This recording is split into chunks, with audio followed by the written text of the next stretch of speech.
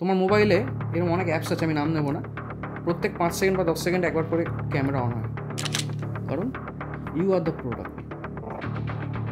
কোনো ফ্রি কিছু পাচ্ছ মানে বুঝবে তুমি প্রোডাক্ট। প্রাইভেট স্পেস বলে এখন আর কিছু হয় না। প্রাইভেট স্পেস তখন হবে যখন তোমার বেডরুমে বা কোনো রুমে কোনো গেজেটস কিছু যায় আসে না, ডেটা ডিলিট হয় না অ্যাকচুয়ালি। প্লিজ যদি জিজ্ঞেস করো তাহলে আমাকে এটা বলতে হবে যে আমি এরকম লাইফে 2-3 বার হয়েছে, আমি ওয়াইফকে ফোন করে বলেছি যে আমি হয়তো আর ফিরবো না। তুমি একটা কাজ করো, তোমার কাছে দুটো অপশান আছে, তুমি না ফিজিক্যালি অ্যারেস্ট হয়ে যাও, নাহলে ডিজিটালি অ্যারেস্ট হয়ে যাও। আমরা সব জায়গায় সেম পাসওয়ার্ড রাখি, ফেসবুকের পাসওয়ার্ডও যা, আমার ব্যাংকের পাসওয়ার্ডও তাই, আমার ইনস্টাগ্রামের পাসওয়ার্ডও তাই। এই কারণেই তো আমি বলছি প্রাইভেসি ইজ আ মিথ। আজকের দিনে দাঁড়িয়ে আপনার ফোন কি শুধুই আপনার? আপনার ফোনের ক্যামেরা বা মাইক্রোফোন শুধুই কি আপনার? নাকি এই ক্যামেরা বা মাইক্রোফোনের দ্বারা আপনাকে কেউ 24 আওয়ার্স মনিটরিং করছে? আপনি ভাবুন না, আপনার অজান্তে কেউ আপনাকে 24 আওয়ার্স মনিটর করছে আপনার ক্যামেরা বা আপনার মাইক্রোফোনের দ্বারা, যদিও সেটা বন্ধ। তাই আজকের এই পডকাস্টের নাম আমরা রেখেছি প্রাইভেসি ইজ আ মিথ। আর কেন এই পডকাস্টের নাম আমরা এই প্রাইভেসি ইজ আ মিথ রেখেছি সেটা প্রুফ করবো আমরা আজকের এই পডকাস্টের মাধ্যমে।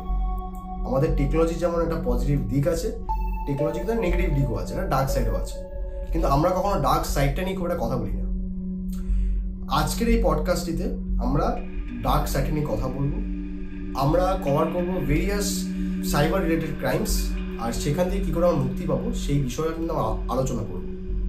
আর এই পডকাস্টে আমরা যার সাথে কথা বলেছি, he is a very special guest for us. He is a digital forensic expert, cyber crime forensic investigator. He is mister Parthapratim Mukherjee. তিনি 14 ইয়ার্স ধরে সেন্ট্রাল গভর্নমেন্ট অফ আন্ডারে কাজ করেছেন বা এখনো করছেন, আর বিভিন্ন এজেন্সির সাথে উনি কিন্তু কাজ করেছেন।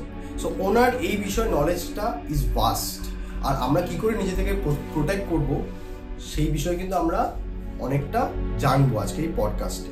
তাই আজকের এই পডকাস্ট কিন্তু আপনাদের জন্য খুবই গুরুত্বপূর্ণ। তাহলে চলুন শুরু করা যাক। কিন্তু শুরু করার আগে যেটা আপনাদেরকে আমি রিকোয়েস্ট করে থাকি যে প্লিজ সাবস্ক্রাইব করে দেবেন আমাদের চ্যানেল, আর আমাদের যদি এই প্রচেষ্টা কাজ যদি ভালো লেগে থাকে তাহলে মানুষের কাছে পৌঁছে দেবেন, প্লিজ শেয়ার করে দেবেন। আর যদি খুব ভালো লেগে থাকে তাহলে লাইক করে দেবেন, আর বেল আইকনটি ক্লিক করে দেবেন ফর কুইক আপডেট। তাহলে শুরু করা যাক। This is me Anubhav Mitra, your host, and you are watching notebook Kolkata. নমস্কার পার্থদা। নমস্কার। আগে বলো কেমন আছো? খুব ভালো। First of all thanks for giving us time, because you are a very busy person. Thank you for having me. And তুমি যেই ফিল্ডে কাজ করো বা যেই লেভেলে তুমি হায়ার অথরিটির সাথে কাজ করো, কাছে সময় পাওয়াটা ইটস ওয়ে টু ডিফিকাল্ট। মানে তুমি একটা শিডিউলে থাকো সবসময়, বিকজ ইউ নেভার নো যে তোমার কাছে কখন কল আসে, তখন কল আসে না।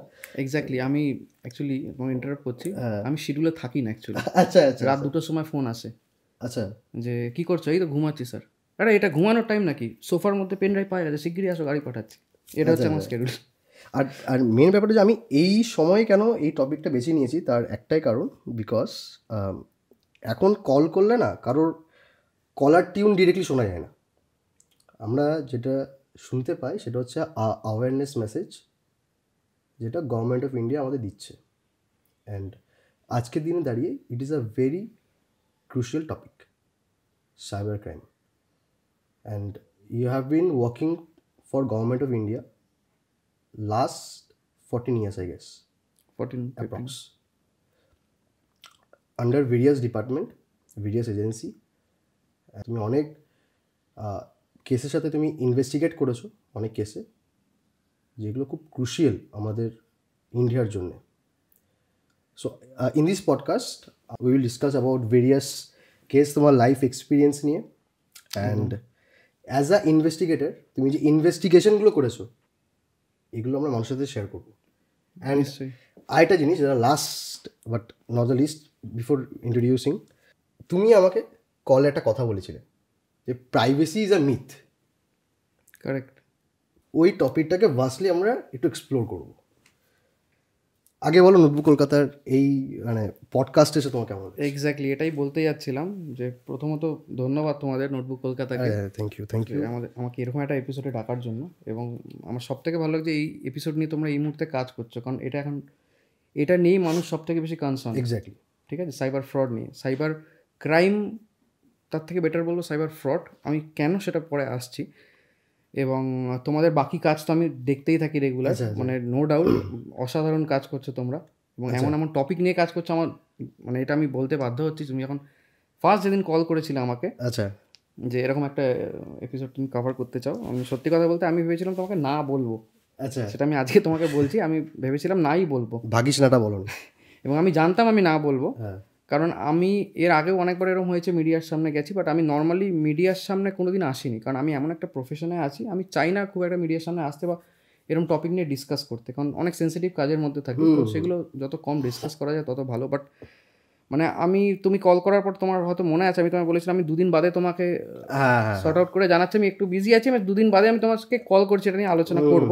ওই 2টো দিন আমি নিয়েছিলাম অ্যাকচুয়ালি ভাবার জন্য আমি মানে এটাতে আসবো কি আসবো না, এবং এই 2 দিনে আমার এটা মনে হয়েছে, এবং এই 2 দিনের মধ্যে লোকজনকে কল করতে গিয়ে বারবার ওই কলার টিউনটা কানে বাজতে বাজতে এটা আমার আরও মনে হয়েছে যে হয়তো এটাই time, this is the right time, যে লোকজনের জানার দরকার, এবং কে জানাবে, যদি আমাদের মতন কেউ না জানে তাহলে কে জানাবে। অ্যান্ড মানে আমার main purpose to shoot this podcast to aware people, to educate people. Exactly, ইনা কি বলবো, মানে একজন নলেজেবল পার্সন থেকে এডুকেশনটা পাওয়াটা খুব দরকার আজকালকার দিনে দাঁড়িয়ে। অ্যান্ড সাইবার ক্রাইম, আমি কেন এই টপিকটাকে চুজ করলাম, বিকজ তুমি দেখবে না আজকালকার দিনে না মার্ডার কেস তো হচ্ছেই, কিন্তু তার থেকেও সব থেকে বেশি ডেঞ্জারাস তখনই হয় যখন কারোর ব্যাংক থেকে টাকা চলে যায়, বা ধরো কোনো একটা সেলিব্রিটি বা হাই প্রোফাইল পার্সন, তাদের ধরো ইনস্টাগ্রাম প্রোফাইল হ্যাক হয়ে গেল, বা যারা ধরো কন্টেন্ট ক্রিয়েটার, তাদের তো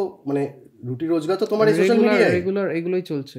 হ্যাঁ, তো তুমি ভাবো জাস্ট ঘুম থেকে উঠে দেখলো আমার প্রোফাইলটা হ্যাক হয়ে গেল, তো তাদের জন্য কতটা মানে কি বলবো আনসার্টেনিটি। এই আমি রিসেন্ট না লাস্ট ইয়ার আমার এক বন্ধু আছে ফটোগ্রাফার, সে আমাকে কল করে বলছে যে ওর টোটাল প্রোফাইলটাই ডিলিট করে দিয়েছে ফেসবুকের। আচ্ছা, এবার ভাবো একটা ফটোগ্রাফারের এত বছরের পোর্টফোলিও, সেটা তো আর ফিরিয়ে আনতে পারবে না, ও সম্ভব না যে 5 বছরে যা ছবি তুলেছে সেগুলো মানে আবার আপলোড করে দিল সঙ্গে সঙ্গে। তো অন্য কোনো ফটোগ্রাফার হয়তো টার্গেট করেছে, কোনো হ্যাকারকে করেছে, যেটাই করে থাকুক না কেন, বা ওর কোনো ভুলের জন্য, বাট মানে এইগুলো রেগুলার কিছু না কিছু হচ্ছেই, মানে আমার কাছে রেগুলার এরকম কল আসতেই থাকে, সেটা প্রফেশনাল লেভেল বলো, পার্সোনালি বলো, কোনো বন্ধু বা ফ্রেন্ড অফ ফ্রেন্ড, বা মানে আমার ওয়াইফের কোনো বন্ধু, মানে রেগুলার কিছু না কিছু শুনতেই থাকি। আচ্ছা আচ্ছা, এটা রেগুলার চলছে। ইভেন আমি মানে বেশি ব্রডে যাবো না, আমি আমার সার্কেলের মধ্যেই বলছি, চেনাশোনার সবাই শুনছি, এ ফোন করে বলছে, ও ফোন করে বলছে, মানে খুব ক্লোজ সার্কেলের মধ্যে ব্যাপারটা চলছে। আর আমার এটা কিউরিওসিটি থেকে আমি তোমাকে জিজ্ঞেস করছি যে ফরেন্সিকের তো অনেক ভাগ আছে, আর নিউজে আমরা ফরেন্সিক মানে বুঝি যে ধরো কারোর একটা আনন্যাচারাল ডেথ হয়েছে বা ন্যাচারাল ডেথ হয়েছে, তার ফরেন্সিক মানে ওই অটোপসি বা পোস্টমর্টেম। হ্যাঁ, you have chosen digital forensic, why, কেন? দেখো, প্রথম কথা হচ্ছে চুজ করেছি কেন, তার কারণ আমি টেকনিক্যাল ব্যাকগ্রাউন্ড থেকে বিলং করি, ঠিক আছে, তো ডেফিনেটলি আমি ওই দিকটাই যাবো।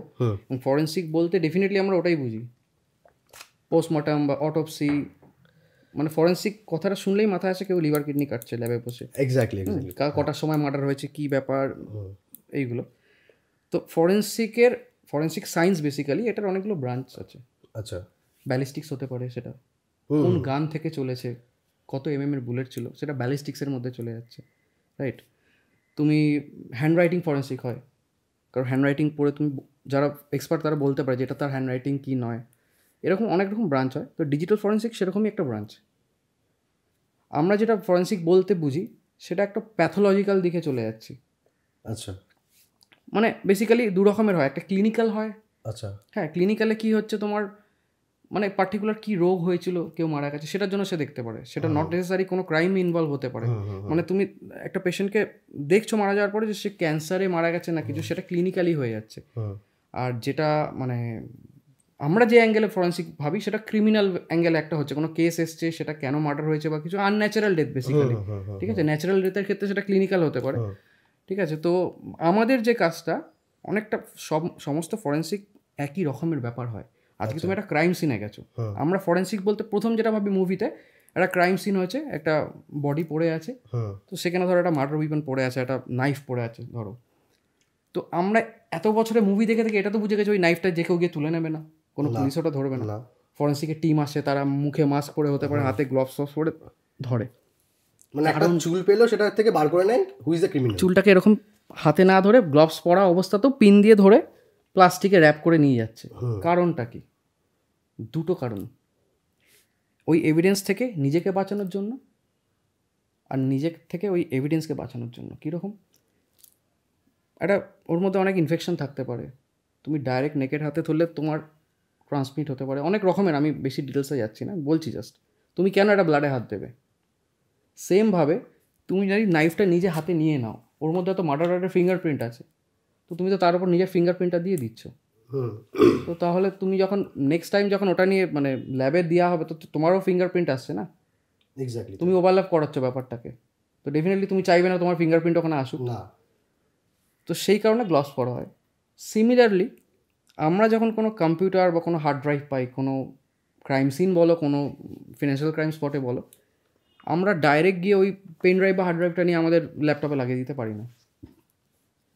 সেটার জন্য আমরা যেটা ইউজ করি, আমাদের তো গ্লভস হয় না, আমাদের হয় হচ্ছে রাইট ব্লকার। আচ্ছা, তো রাইট ব্লকার একটা ডিভাইস, ইভেন আমি চাইলে দেখাতে পারি, আমার কাছে আছে এখনই রাইট ব্লকার। আচ্ছা, তো রাইট ব্লকারের কাজটা হচ্ছে, যখন কোনো ডিভাইস আমি আমার ল্যাপটপে লাগাচ্ছি ইনভেস্টিগেট করার জন্য, অ্যানালাইসিস করছি বা ব্যাকআপ নেওয়ার ফরেন্সিক ইমেজ নিচ্ছি, তখন যদি আমি ডাইরেক্ট ওটা লাগাই, হতে পারে আমার ল্যাপটপে কোনো ভাইরাস আছে যেটা এভিডেন্সে চলে গেল, আচ্ছা, রাইট? তো এভিডেন্স টেম্পার হয়ে যেতে পারে, হয়তো এমন কোনো ডেটা ছিল যেটা আমি পেলামই না, ভাইরাস ওটাকে করাপ্ট করে দিল, বা ওই এভিডেন্সটার মধ্যে কোনো কিছু আছে যেটা আমার ল্যাপটপে ঢুকে গেল। ওকে, বোথ ওয়েতে হতে পারে, ঠিক আছে? তো আমার সবসময় টার্গেট থাকবে যাতে অ্যাজ ইট ইজ যেরকম আমি পেয়েছি সেরকমভাবেই যেন আমি ওটাকে কোর্টে প্রেজেন্ট করতে পারি, আচ্ছা, রাইট? তো সেই ক্ষেত্রে আমাকে রাইট ব্লকার ইউজ করতে হবে। তো যে কোনো ডিজিটাল ফরেন্সিক ইনভেস্টিগেটর যারা হয়, তারা অলওয়েজ ফার্স্ট স্টেপ থাকে আমরা রাইট ব্লকার ইউজ করে কোনো ডিভাইসের ব্যাকআপ নিই বা অ্যানালাইসিস করি। আচ্ছা, রাইট ব্লকার বেসিক্যালি কিছুই না, একটা ছোট ডিভাইস যেটা আমাদের প্রত্যেকটা হার্ড ডিস্ক বলো বা যে কোনো স্টোরেজ ডিভাইসের একটা রিড পোর্ট রাইট পোর্ট থাকে। আচ্ছা, আচ্ছা, আচ্ছা, তুমি কম্পিউটারে কোনো ফাইল দেখছো হার্ড ড্রাইভ থেকে, মানে হচ্ছে তুমি রিড করছো বেসিক্যালি ফাইলটাকে, তো ওটা রিড পোর্ট দিয়ে রিড করছো। আবার ওই ফাইলটাকে যদি সেভ করো কোনো হার্ড ডিস্কে, ওটা রাইট পোর্ট দিয়ে সেভ হয়। আচ্ছা, আচ্ছা, আচ্ছা, তো রাইট ব্লকারের কাজ হচ্ছে রাইট পোর্টটাকে ব্লক করে দিচ্ছে। আচ্ছা। তুমি পড়তে পারবে হার্ড ডিস্কটা খুলে, বাট তুমি ওর মধ্যে কোনো কিছু রাইট করতে পারবে না। বাট তোমার থেকে আমার যেটা জিজ্ঞেস করা, আমি যতবার তোমাকে নর্মাল কল করেছি, তুমি আমাকে বলেছো যে নর্মাল কল না, তুমি হোয়াটসঅ্যাপে কল করো। ঠিক আছে, ফাইন, হোয়াটসঅ্যাপে কল করলাম। এখন এই যে তুমি হোয়াটসঅ্যাপে আমার সাথে কথা বলো, কিন্তু নর্মালে তুমি খুব একটা কথা বলতে চাও না নর্মাল কলে। আমি নর্মাল কল আজকাল ইউজই করি না ইনফ্যাক্ট। আমি কেন তোমাকে এই প্রশ্নটা করছি, বিকজ আমরা যখন তোমার কখনো কথা বলি, আমাদের মনে হয় কি in the back of the mind, কোথাও আমাদের এই কথাগুলো কেউ শুনছে না তো, বা কোথাও আমরা যে হোয়াটসঅ্যাপে মেসেজ করে মেসেঞ্জারে মেসেজ করি, কোথাও আমাদের এই চ্যাটগুলো কেউ পড়ছে না তো। অনেকজনে দেখবে হোয়াটসঅ্যাপটা খোলার আগে ফিঙ্গারপ্রিন্ট দিয়ে রাখে for the security and safety. কিন্তু আমার এটা মন থেকে এসছে যে কোথাও কি তোমার অ্যাজ আ ইনভেস্টিগেটর তোমার মনে হয়েছে যে কোথাও কি একটা ইনভিজিবল আই আছে যেটা আমাদেরকে সবসময় মনিটর করে? দু ধরনের লোক আছে, আচ্ছা, দু ধরনের মানুষ আছে। আচ্ছা, এক, যারা হ্যাক হয়ে গেছে অলরেডি, আচ্ছা, আর দুই, যারা জানে না তারা হ্যাক হয়ে গেছে। ইন হোয়াট ওয়ে, কী করে? মানে ব্যাপারটা বুঝলে না কি বললাম? না, ক্লিয়ার হলো না। দু ধরনের মানুষ আছে, হ্যাঁ, যারা জানে তারা হ্যাক হয়ে গেছে অলরেডি, আচ্ছা, আর যারা জানে না তারা হ্যাক হয়েছে। ওকে, বেসিক্যালি আমরা কেউ সেফ নয়। এরকম খুব কম মানুষ আছে যাদের ওপর অ্যাটাক হয়নি এখনো অবধি, তার মধ্যে তুমি আমি পড়ি। তুমি যদি মনে করো যে আমার সাথে এরকম কিছু হয়নি, তাহলে ভুল মনে করছো। যারা জানে আমার সাথে হয়েছে তারা জানে, আচ্ছা, আর যারা মনে করছে জানে না, তারা জানেন অ্যাকচুয়ালি হয়েছে, রাইট? আচ্ছা, আমরা ডেইলি লাইফে যে যে জিনিসগুলো আমরা ইউজ করি, mobile phone, laptop, smart watch, এগুলো হচ্ছে বেসিক্যালি একটা আরেকটা ভার্চুয়াল ওয়ার্ল্ডে যাওয়ার একটা দরজা বেসিক্যালি, ঠিক আছে? আচ্ছা, আর এই দরজার ঠিক ওপারেই দাঁড়িয়ে আছে হ্যাকাররা। এই দরজা দিয়ে হ্যাকাররা আসে, ঠিক আছে? তোমার আমার থ্রু দিয়ে হ্যাকাররা কিন্তু আসে না। হ্যাকাররা আসে হচ্ছে এই মোবাইল ফোন বা কোনো একটা মিডিয়াম চাই, তো সেই মিডিয়ামটা হচ্ছে আমাদের এই মোবাইল ফোন বলো বা ল্যাপটপ বলো বা যে কোনো ডিজিটাল ডিভাইস, যে কোনো আইওটি ডিভাইস, ঠিক আছে? তো এই দরজাটা আমরা কীভাবে খুলে দিই একাদের জন্য, যে আসুন মোবাইলে আমরা অ্যাপস ইনস্টল করি, next next next next accept accept accept accept. কারণ আমাদের সময়ের খুব অভাব, আমরা 2 ঘন্টা বসে রিলস সোয়াইপ করতে পারি, কিন্তু আমরা সফটওয়্যার ইনস্টল করার সময় দেখি না যে টার্মস অ্যান্ড কন্ডিশন কী আছে। কেন আমরা জানি তো এটা সময় নেই হতো না আমাদের, আমরা অত ইম্পর্টেন্স আমরা দিই না। কী আছে, কী করে নেবে আমার মোবাইল, আমি কি, আমি তো কোনো সেলিব্রিটি না, আমার ডেটা নিয়ে কী করবো, এটাই আমরা ভাবি, আমরা অ্যাকসেপ্ট করে নিই। আজকে এমন একটা অ্যাপস আমরা ইনস্টল করছি, সাপোজ উবার বা ওলা, ক্যামেরার পারমিশন চাইছে, আমি কেন দেবো? জিপিএস পারমিশন, তোমাকে লোকেশন পারমিশন দিতে হচ্ছে, লোকেশন পারমিশন না দিলে ড্রাইভার তোমাকে খুঁজেই পাবে না, এসে তোমাকে দিতেই হবে। ক্লিয়ার, ঠিক আছে, দিলাম। কন্ট্যাক্টসের পারমিশন চাইছে, দেওয়ার দরকার পড়ে না, আমি দিলাম এটা ভেবে যে ঠিক আছে আজকে আমার বাবা হয়তো অন্য জায়গায় আছে, সে ওলা উবার বুক করতে পারে না। অনেক সময় দেখবে রিমোটে বুক করলে জিজ্ঞেস করে যে তুমি তো যাচ্ছ না, অন্য কারোর জন্য মোস্ট প্রবলি যাচ্ছ, কে যাচ্ছে তার নাম্বার দিতে, তাহলে বাবার সাথে ড্রাইভার ডাইরেক্ট কন্ট্যাক্ট করে নিতে পারে। আমি কন্ট্যাক্টসেরও পারমিশন দিয়ে দিলাম। মাইক্রোফোন পারমিশন তখন লাগে যদি তুমি ডাইরেক্ট, অনেক সময় দেখবে ড্রাইভাররা ওলা বা উবারের ডাইরেক্ট অ্যাপস থেকে কল করে, সুইগিতেও করে, মাইক্রোফোন পারমিশনও দিয়ে দিলাম। আমি ক্যামেরার পারমিশন যখন চাইছি, আমি কেন দেবো? কোন কাজে লাগবে ক্যামেরার পারমিশন? সেটাই তো ভাবি। এবং তুমি যখন ক্যামেরার পারমিশন দিচ্ছ, তাকে বলে দিচ্ছ তুমি যখন ইচ্ছা আমার ক্যামেরা ইউজ করতে পারো। তুমি বেসিক্যালি একটা কন্ট্রাক্ট নোটে সাইন করে দিচ্ছ, যেখানে লেখা আছে যে আমি কি আপনার ক্যামেরা ইউজ করতে পারি? হ্যাঁ। তো নেক্সট টাইম যদি ক্যামেরা তোমার ইউজ করা হয় তোমার অজান্তে, সেটা তুমি পারমিট অলরেডি করে দিয়েছো না, সেই ক্ষেত্রে আমার কোনো না ইয়ে থাকবে না। তুমি গ্যালারি অ্যাক্সেস দিয়ে রেখে দিয়েছো, তোমার সমস্ত ছবি দেখতে পাচ্ছে, ধরো যে কোনো একটা অ্যাপস।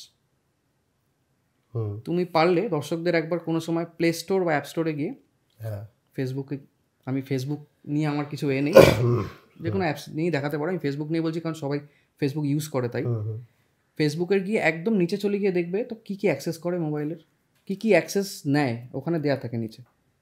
আমরা পড়ি না কোনো দিন, আমরা জাস্ট গিয়ে প্লে স্টোর বা এতে গিয়ে জাস্ট ইনস্টল মারি, ইনস্টল হয়ে যায়, আপডেট আসে আপডেট করি, কিন্তু আমরা কোনো দিন নিচে গিয়ে পড়ি না কিন্তু কী কী অ্যাক্সেস নিয়ে রেখেছে ফেসবুক আমাদের। সেখানে তুমি দেখতে পাবে নাম, ইমেল, ঠিক আছে, বেসিক জিনিস, মোবাইল ফোন নাম্বার ঠিক আছে, মোবাইল নাম্বার ঠিক আছে, বাড়ির অ্যাড্রেস নয় কিন্তু, লেখা থাকে দেখবে ফিজিক্যাল অ্যাড্রেস, এক্স্যাক্ট লোকেশন, তুমি কোথায় কোথায় আছো সেটা ফেসবুক সবসময় দেখতে পায়। হ্যাঁ, অনেক ক্ষেত্রে আমরা দেখি যে কেউ যদি কোথাও ট্রাভেল করে সেটাও ফেসবুক জানিয়ে দেয়।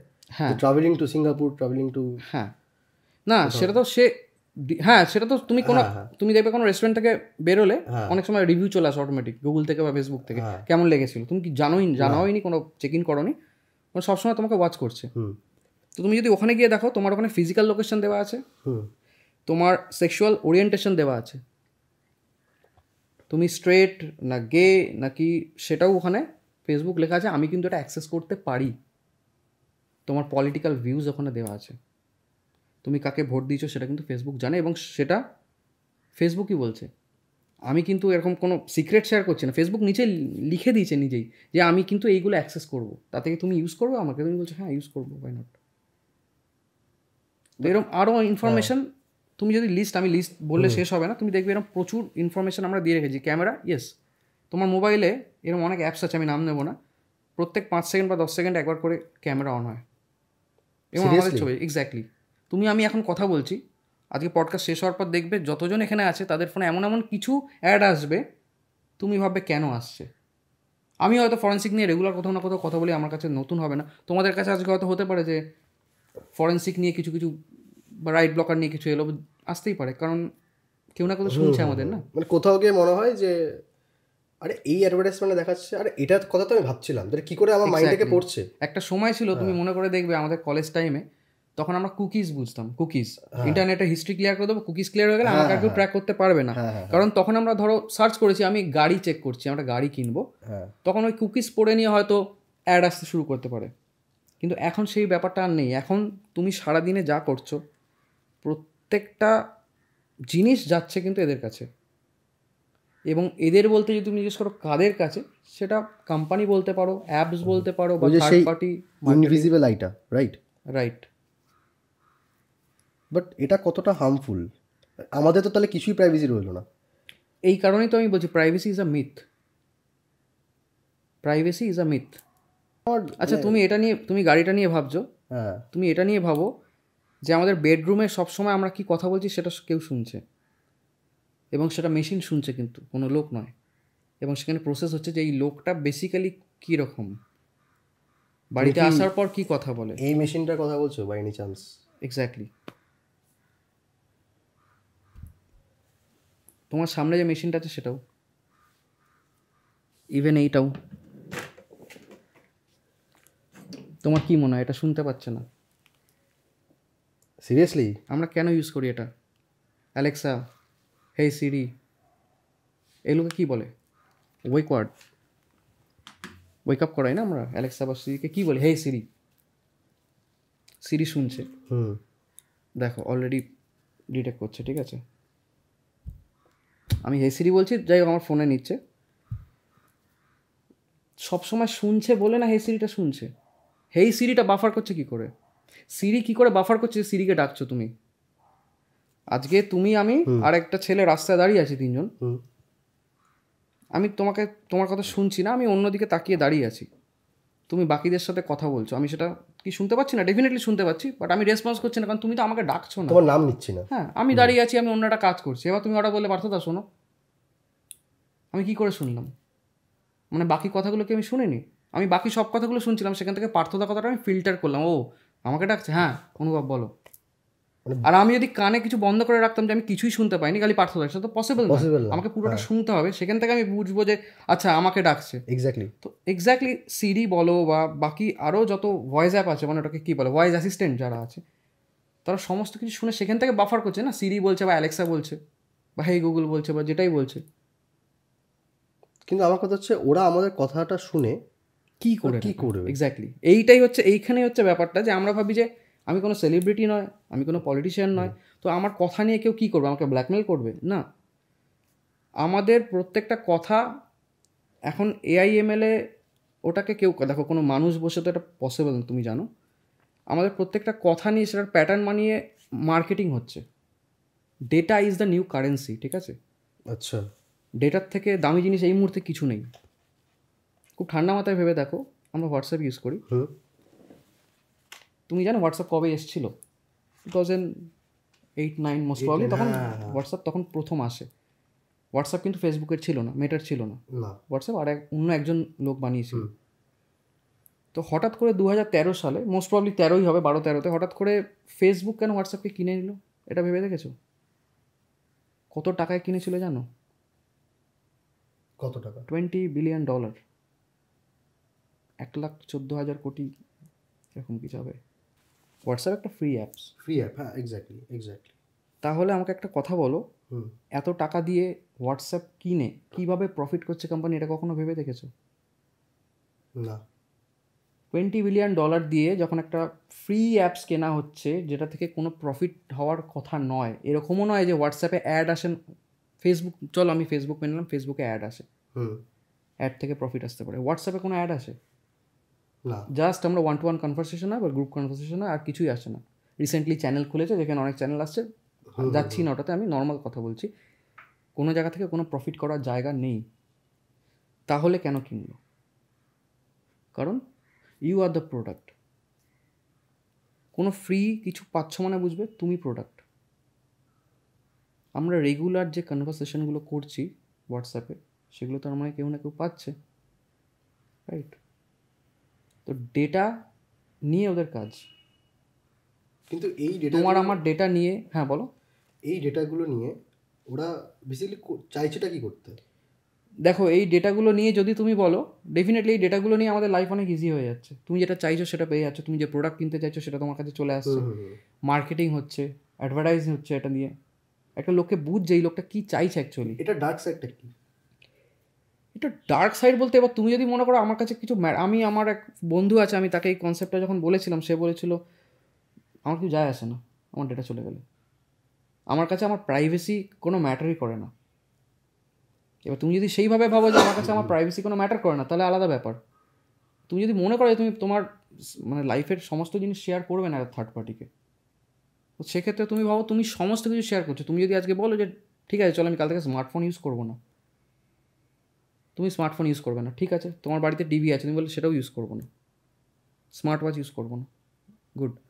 বাইরে বেরোবে তো, বন্ধুদের সাথে দেখা করছো, অফিস যাচ্ছ তো, তারা কি সব বন্ধ করে দিয়েছে তোমার জন্য? না। তো তুমি যখন ওখানে বসে আছো সেখান থেকেও তো তোমার কথা যাচ্ছে, তাহলে কি তুমি নিজেকে দরজা আটকে বাড়িতে বসে থাকবে? পসিবল না। তোমাকে ইউজ করতেই হবে, তোমাকে নিজের ডেটা শেয়ার করতেই হবে। এই কারণে আমি ফার্স্টেই বলেছিলাম যে দু ধরনের লোক আছে, যারা হ্যাক্ট হয়ে গেছে এবং যারা জানে না হ্যাক্ট হয়ে গেছে। আমি হ্যাক কথাটার মানে এটা বলছি না যে তোমার ব্যাঙ্ক অ্যাকাউন্ট হ্যাক হয়ে গেছে, ফেসবুক অ্যাকাউন্ট হ্যাক হয়ে গেছে, তোমার সব কিছু কম্প্রোমাইজ। এবং তুমি মনে করো যদি আমি বাড়িতে কোনো রকম কিছু রাখবো না, যেটাকে প্রাইভেট স্পেস বলে, প্রাইভেট স্পেস বলে এখন আর কিছু হয় না। প্রাইভেট স্পেস তখন হবে যখন তোমার বেডরুমে বা কোনো রুমে কোনো গেজেটস নেই, তখন আমি মানবো সেটাকে প্রাইভেট স্পেস বলবো। বা তোমার মোবাইল ফোনটা আছে বেডরুমে, সেটা কিন্তু তোমার প্রাইভেট স্পেস নয়, কারণ তোমার ক্যামেরা অন হচ্ছে, তোমার মাইক্রোফোন অন হচ্ছে। যদি সেটা না হতো, আজকে মার্ক জুকারবার্গ এত বড় একজন লোক, তুমি পারলে পরে ছবিটা শেয়ার করো, একদম ওনারও দেখবে মাইক্রোফোন আর ওয়েবক্যাম পোর্ট ব্লক করা থাকে, একটা ছবিতে এসেছিল। ওনার এত বড় টিম, ওয়ার্ল্ডের বেস্ট হ্যাকার ওনার সাথে আছে, কোডার আছে, যেই হোক, মানে টোটাল ইন্ডাস্ট্রি নিয়ে বসে আছে, তার কিসের ভয়? হোয়াইট হাউসের সাইডেও সপ্তাহে একদিন বোধহয় হ্যাক হয়। সিরিয়াসলি এরকম কোনো লেভেলের লোক নেই। তুমি যদি মনে করো তোমার আমার বলে বোধহয় হ্যাক হচ্ছে, সেলিব্রিটির ফোন তো হ্যাকই হবে না, অনেক সিকিউরিটি, এরকম কিন্তু ব্যাপার নয়। সিকিউরিটির কোনো লেভেল নেই। এফবিআইয়ের চিফও হয়তো নিজের ব্লক করেই বসে আছে ওয়েবক্যাম, কারণ সে জানে যে কেউ হ্যাক করতে পারে, যে জানে সে ব্লক করে রাখবে। এটা বাঁচার রাস্তা একটাই, তুমি যদি ল্যাপটপ ইউজ করছো সবসময়, আমি ফ্যামিলি মেম্বারদেরও বলি এবং আমি বন্ধুদেরও বলি যে ল্যাপটপ অন আছে, বিশেষ করে আমি মেয়েদের এটা বলি, ল্যাপটপ অন আছে। অনেকে কাজ করছে ল্যাপটপে, অনেকে ল্যাপটপ কাজ করতে করতে অনেক সময় না কাজ চলছে হয়তো ড্রেস চেঞ্জ করে নিল। সবসময় বারণ করি, আমি বলি ওটা লিড অফ করে তারপরে বা অন্যদিকে ঘুরিয়ে, কারণ তুমি জানো না কেউ দেখছে কিনা। এবং এরকম অনেক স্ক্যাম হচ্ছে যে তোমাকে রেকর্ড করে পরে ব্ল্যাকমেল করা হচ্ছে। একমাত্র রাস্তা হচ্ছে, তুমি যদি মনে করো তো আমার তো ওয়েবক্যাম বন্ধ আছে, আমার তো কোনো সফটওয়্যার নেই, আমার তো কোনো মানে সব কিছু ঠিক আছে, সেটার পরেও লুপোলস থাকতে পারে। বেস্ট অপশন হচ্ছে যেটা মোবাইলের পাওয়া যায়, ইভেন ল্যাপটপের ক্ষেত্রেও অ্যাভেলেবেল, তুমি অ্যামাজনে গেলে হয়তো 150-200 টাকায় পেয়ে যাবে। সেটা হচ্ছে ওয়েবক্যাম ব্লকার। ছোট্ট একটা ব্লকার হয়, ফিজিক্যাল ব্লকার, আচ্ছা স্লাইডার। আচ্ছা, তোমার ওয়েবক্যাম সবসময় ব্লক করা থাকলো, তুমি একটা ভিডিও কলে আছো বা কিছুতে আছো, তুমি জাস্ট স্লাইড করো, একদম কথা বললে তোমার কাজ শেষ, ব্লক করে দাও। হার্ডওয়্যারে ব্লক করছো, পসিবল না কারোর পক্ষে কিছু করা। ওটা হচ্ছে সব থেকে মানে হাত দিয়ে চেপে রেখেছো বেসিক্যালি ওয়েবক্যাম, কে কি করে নেবে, রাইট? তবে তোমার যখন দরকার লাগছে স্লাইড করে দিচ্ছ, স্লাইড করে তুমি ভিডিও কলে, কারণ তুমি সারাদিন তো ভিডিও কলে নেই, বন্ধ করে দিলে। এটা হচ্ছে সব থেকে সেফেস্ট ওয়ে। মোবাইলের ক্ষেত্রেও পাওয়া যায়। আচ্ছা আচ্ছা, ডেফিনেটলি তুমি তোমার মাইক্রোফোন তো ব্লক করতে পারবে না, মাইক ব্লক করে করে কতবার তুমি খুলবে, এটা প্র্যাকটিক্যাল নয়। এবার আমি যেই প্রশ্নতে আসবো সেটা হচ্ছে যে তুমি যে বললে আমরা আমাদের অজান্তেই আমরা বুঝতে পারি না যে কখন ক্যামেরা অন হচ্ছে ক্যামেরা অফ হচ্ছে, বাট আমাদের সব ডেটা বা আমরা কি করছি না করছি এটা মনিটর হচ্ছে জিনিসপত্রগুলো, ঠিক আছে? আমার যেটা প্রশ্ন যে ধরো যারা হায়ার অফিসিয়ালস, আমি যদি বলি পিএম মোদিজি বা সিএম, ওনারা যে রেস্ট্রিকশনসগুলো ওদের থাকে, প্রোটোকলগুলো, বাট এটা তো একটা সাধারণ মানুষের পক্ষে সম্ভব না যে সবসময় ওটা মেনটেন করা, বা অতটা তো মানুষ সবসময় চিন্তা ভাবনা করে না, পসিবল না। তুমি যদি ছোট করে 2-3টে কিছু পয়েন্ট বলো যাতে এই যেই ব্যাপারগুলো যে আমাদের যে প্রাইভেসিটাকে আমাদের আটকানোর জন্য যেটা করতে পারে সেটা কি করে হতো। একটা তো তুমি বলে ল্যাপটপটা পিছনে ঘুরিয়ে দেওয়া বা ইয়ে করে দেওয়া, ফোনের ক্ষেত্রে মাইক্রোফোন স্টপ তুমি করতে পারবে না, বাট আমি এটাও তোমাকে বলতে পারবো না আজকের দিনে বসে তুমি বেডরুমে তোমার মোবাইল ফোনটা নিয়ে যাও না, এটা পসিবল নয়। ঠিক আছে, তো সেই ক্ষেত্রে আমরা কম্প্রোমাইজড।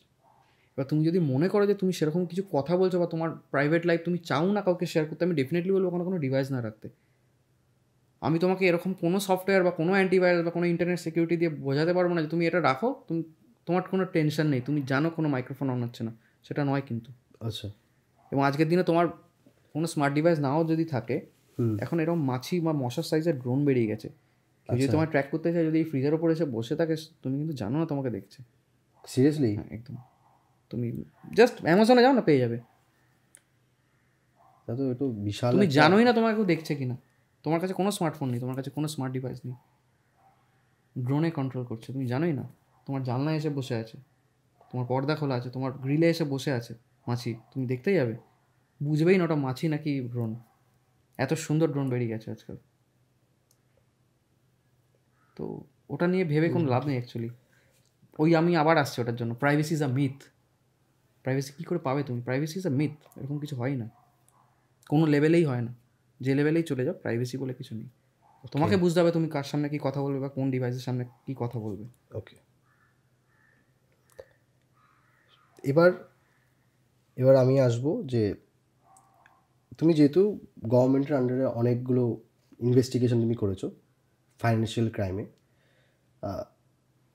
আমি চাই যে তুমি তোমার লাইফের কিছু এক্সপিরিয়েন্স তুমি শেয়ার করো, বা এমন কোনো ক্রিটিক্যাল ইনসিডেন্ট যেই রেডগুলোতে তুমি গেছো। আমি গভর্নমেন্ট আন্ডারে যে ডিপার্টমেন্ট বা এজেন্ট আছে আমি ওনাদের নাম নিচ্ছি না, বাট আই হোপ অডিয়েন্সরা বুঝতে পারছে আমি কীভাবে মিন করতে চাইছি জিনিসটা। তুমি যদি তোমার লাইফ এক্সপিরিয়েন্স শেয়ার করো যে কী করে, আমরা তো সবসময় দেখি কি টিভিতে দেখছি যে একজন ক্রিমিনালকে ট্র্যাক করা হলো, তৎক্ষণাৎ ওকে ধরলো, ওর থেকে সব ডেটা বার করলো। মুভিতে আমরা যেটা কি ধরো ল্যাপটপ ভেঙে দিল, ঠিক আছে, ল্যাপটপ থেকে সব কিছু বার করলো। আবার দেখছি কখনো বুঝতে পারলো না, মানে সিলিংয়ের ওপরে ধরো ফাটলো, ভেঙে টাকা পড়ছে। তোমরা বেসিক্যালি কী করে জিনিসটা ট্র্যাক করো যে ক্রিমিনালদের, তোমরা কী করে ওই যে সিম কার্ড বলো বা ট্র্যাক করে ওরা ওখানে লুকিয়ে আছে, আত্মগোপন করে আছে, এই জিনিসটা তোমরা কী করে করো? দেখো, কী করে করি সেইটাতে যাচ্ছি না। আচ্ছা, এটার দুটো কারণ, মানে কী করে করি সেটা বলাটা এখানে একটা অনেক ক্লাস হয়ে যাবে লম্বা। আর সেকেন্ড আমি বলতে পারবো না কী করে করি, সেটা বলাটা ঠিক নয়, কারণ কে শুনে কী করবে, মানে আজকে ভালো লোকও শুনছে, বাজে লোকও শুনছে, তো কার কি ইন্টেনশন আছে শোনার পর কী করবে সেটা বলা খুব মুশকিল। তো বেসিক্যালি কী করে করি বলতে, দেখো আমরা লাইভ লোকেশন যে কারো ট্র্যাক করতে পারি, ঠিক আছে। তো লাইভ লোকেশন ট্র্যাক করে আমার লাইফে এরকম অনেক কেস হয়েছে যে ধরো কাউকে আমরা অবজার্ভ করছি যে লোকটাকে পাওয়াই যাচ্ছে না, একটা লোকেশনে পাওয়া যাচ্ছেই না, সে এক জায়গায় থাকছেই না, তাকে ধরতে হবে। তো এরকম হয়েছে যে আমরা অনেক দিন রাতের পর রাত জেগে থেকে তার লাইভ লোকেশন ট্র্যাক করে দেখা গেছে যে একটা টাইমের পর গিয়ে হয়তো এই লোকটা পার্টিকুলার এই লোকেশনে রাত 12টা থেকে সকাল 6টা অবধি আছে দেখতে পাচ্ছি। মানে আমি জানি যে লোকটা ঘুমাচ্ছে ডেফিনেটলি একটা জায়গায় রাত 12টা থেকে 6টা, তো সেখানে গিয়ে আমি হয়তো 7টার সময় আমরা গিয়ে স্ট্রাইক করছি, সেটা কনফার্মেশন পেয়ে যে হ্যাঁ এই লোকটা এখানে আছে, এবং গিয়ে এরকম পাই আমরা। আমি জাস্ট একটা এক্সাম্পল দিচ্ছি। তো লাইভ লোকেশন ট্র্যাক করে আমরা এইভাবে কাজ করতে পারি, ঠিক আছে। এবং লোকেশনের থেকেও বড় কথা হচ্ছে আজকাল যেটা রিসেন্ট কিছু ইনসিডেন্ট বলছি হচ্ছে, আগে লোকজন কি করতো, মানে কোনো ডিপার্টমেন্টে রেড হচ্ছে বা কিছু জানলে হয়তো আমরা ঢুকছি তার মধ্যে, বা অনেক সময় হয় না দেখতে পাচ্ছে ওপর নিচ থেকে ওপরে উঠছে, এর অনেক ইনসিডেন্ট হয়েছে, আমরা আসছি থেকে মোবাইল থেকে সব ডিলিট করে দিল। লোকেরা জানে যে কেউ আসছে, মানে আমার যদি মোবাইলে কোনো ডেটা থাকে আমাকে ডিলিট করতে হবে, তাহলেই আর টেনশন ফ্রি। হোয়াটসঅ্যাপ ডিলিট করে দিল, ফটোস ডিলিট করে দিল, SMS ডিলিট করে দিল। আগে এটা হতো, এটা আগের ট্রেন্ড, কিন্তু এখন লোক বুঝে গেছে যে ডিলিট করার বেকার। আচ্ছা, কারণ ডিজিটাল ফরেন্সিকে যেটা মেনলি আমার যেটা রোল, সেটা হচ্ছে আমরা ডেটা রিকভার করি। ডেটা বলতে সেটা হোয়াটসঅ্যাপ চ্যাট হতে পারে, আচ্ছা, সেটা তোমার গ্যালারির ছবি হতে পারে, যেটা তুমি ফার্স্ট যেদিন মোবাইল কিনেছিলে সেই দিনের তোলা, উড়িয়ে দিয়েছো হয়তো 5 বছর আগে, সেই ছবি হতে পারে, তোমার SMS হতে পারে, আচ্ছা, তোমার কন্ট্যাক্টস হতে পারে, যা কিছু হতে পারে মোবাইলে যা যা থাকে সব কিছু। আচ্ছা, ধরো কোনো একজন ক্রিমিনাল নিজেকে বাঁচানোর জন্য ল্যাপটপ থেকে শুরু করে সব কিছু ভেঙে চুরমার করে দিল, ঠিক আছে, যেই জায়গাটা স্টোরেজ থাকে যদি সেই পার্টটা বেঁচে থাকে তাহলেও আমরা সেখান থেকে ডেটা বার করে দেবো। সিরিয়াসলি? যদি আগুনও জ্বালিয়ে দেয় তাহলেও ডেটা বার করা যায়। তুমি কখনো ভেবে দেখেছো যখন একটা ফ্লাইট ক্র্যাশ করে, হ্যাঁ, ব্ল্যাক বক্স থেকে সব ডেটা বেরোতে কীভাবে হয়েছিল, কী করে বেরোচ্ছে, এত বড় একটা ক্র্যাশ হচ্ছে, এত কিছু হচ্ছে, এত আগুন জ্বলছে, তারপরেও ডেটা বেরোচ্ছে, কারণ ডেটাটা ধরো কোনো ম্যাগনেটিক টেপে আছে। আমি টেকনোলজিতে যাচ্ছি না, তখন ম্যাগনেটিক টেপ ছিল, এখন কি এসছে, এখন মেমোরিতে থাকছে বা PCBর মধ্যে থাকছে, আমি যাচ্ছি না সেই কনসেপ্টে। কোথাও একটা ডেটাটা থাকছে, সেই ডেটা যদি ইনট্যাক্ট থাকে, সেই জায়গাটা যদি ইনট্যাক্ট থাকে, বাকিটা তৈরি করে নিয়ে সেই ডেটা বার করা যায়। তুমি তোমার ফোন ভেঙে ফেলেছো, আমরা আস্তে আস্তে তুমি ফোন মেরে ভেঙে ফেলেছো, এটা আমার সামনেও হয়েছে। একটা লোক হ্যাঁ আমার সাথে এরকম হয়েছে, একটা লোক যখন দেখছে আসছি, স্ক্রুড্রাইভার দিয়ে পোর্ট ভেঙে দিয়েছে, Type-C পোর্টটাকে স্ক্রুড্রাইভার দিয়ে ভেঙে দিয়েছে, কারণ জানে ডেটা ব্যাকআপই নিতে পারবে না, কেবিল লাগানো জায়গাই তো নেই। ওর মাথায় এটা আসছে না যে আমি পরে ওয়াইফাই থেকে ওটা ব্যাকআপ নিয়ে নেবো, ওয়্যারলেস কমিউনিকেশন তো করতে পারবো আমি। আচ্ছা, যখন যার মাথায় যেটা আসে সে ভাবছে যে আমি ফোনটাকেই ভেঙে দিই না। তুমি ফোন ভেঙে ফেললে, কিন্তু তুমি ফোন ভাঙছো মানে তুমি কিভাবে ভাঙছো ফোনটাকে, লরি তো ওটার উপর দিয়ে চলে যাচ্ছে না, পুরো ভেঙে চুরমার হয়ে গেছে, কিছু নেই এরকম না। তুমি হয়তো বাড়ি মেরে ভাবছো ডিসপ্লে ভেঙে দিলাম ফোন অন হবে না। নর্মালি আমরা কী ভাবি, ফোনের ডিসপ্লে ভেঙে দিচ্ছি ফোন অন হচ্ছে না, তুমি আমার ফোনের আর কিছু দেখতে পারবে, কিন্তু সেটা তো নয়। আমরা ফোনটা খুললেই সার্কিটটা তুলে ওখান থেকে তো আমরা জেটাকিং বলি আমরা অনেক সময়টাকে, অনেক রকম টেকনোলজি ইউজ হয়, যেটা করে নিল বা অন্য কোনো রকমভাবে সেটাকে বার করা হলো, পার্টিকুলার মেমোরিটাকে তুলে নিয়ে অন্য একটা ভার্চুয়াল ডিভাইসে ফেলে, যে ডিভাইসটা অ্যাজ এ ফোনের মতন কাজ করবে, সেখানে আমার ডিসপ্লে থাকবে সমস্ত কিছু, যেটা ল্যাবে হয় নর্মালি, সেখান থেকে আমরা ডেটা বের করে নেবো। ফোন ভেঙে গেছে, ডিসপ্লে ভেঙে গেছে, আমার তো ডিসপ্লে দিয়ে কাজ নেই, আমার স্টোরেজ দিয়ে কাজ। এবার তুমি ডিসপ্লে ভাঙার আগে বা ফোনটা ভাঙার আগে তুমি তোমার হোয়াটসঅ্যাপ ডিলিট করে দিয়েছো, তুমি তোমার টোটাল ফোন ফরম্যাট করে ফেলেছো, রিসেট মেরে দিয়েছো, হার্ড রিসেট করে ফেলেছো, তুমি তোমার ল্যাপটপ ফরম্যাট করে ফেলেছো, সমস্ত কিছু 10 বার ফরম্যাট করে ফেলেছো তুমি, তাও বের করে দেবে, কিছু যায় আসে না। ডেটা ডিলিট হয় না অ্যাকচুয়ালি কোনোদিনও, মানে পসিবল। ডেটা ডিলিটটাও একটা মিথ। আমরা ভাবি যে ডেল মারলাম রিসাইকেল বিনে চলে গেছে, রিসাইকেল বিনতে বা ডাইরেক্ট শিফট ডেল মারলাম ডেটা চলে গেল, কিন্তু ওটা আমরা দেখি। তোমাকে একটা অপারেটিং সিস্টেম, একটা উইন্ডোজ তোমাকে দেখায় যে হ্যাঁ ডেটাটা ডিলিট করে দিলাম ভাই, তোমার চোখ থেকে ওটা ডিলিট হয়ে গেল, জাস্ট সামনে নেই। ফিজিক্যালি যেইখানে ছিল হার্ড ডিস্কের সেই এক্স্যাক্ট ওইখানেই ফিজিক্যাল লোকেশন ডেটাটা থাকে। তুমি বলবে আমি যখন অর্ডার দিচ্ছি একটা ওয়েসকে তুমি ডেটাটা ডিলিট করো, কেন ডিলিট করছে না? কারণ ওয়েস জানে হতে পারে 6 মাস বাদে তোমার ডেটাটা দরকার হতে পারে, তুমি তখন রিকভারি সফটওয়্যার চাইলে সেটাকে রিকভার করতে পারো। আচ্ছা, সেখানে ওয়েজের কাজ হচ্ছে ওইখানে ডেটাটাকে রেখে দেওয়া, যাতে পরবর্তীকালে ডেটাটাকে আবার রিকভার করা যায়। আচ্ছা, তো আমরা যখন ডেটা রিকভারি করে আমি ডেফিনেটলি দেখবো না সি ড্রাইভ বা ডি ড্রাইভের এই ফোল্ডারটা ছিল এখন আর নেই, তাহলে তো ডেটা নেই না, আমরা তো ফিজিক্যাল লোকেশন থেকে ডিটেক্ট করছি।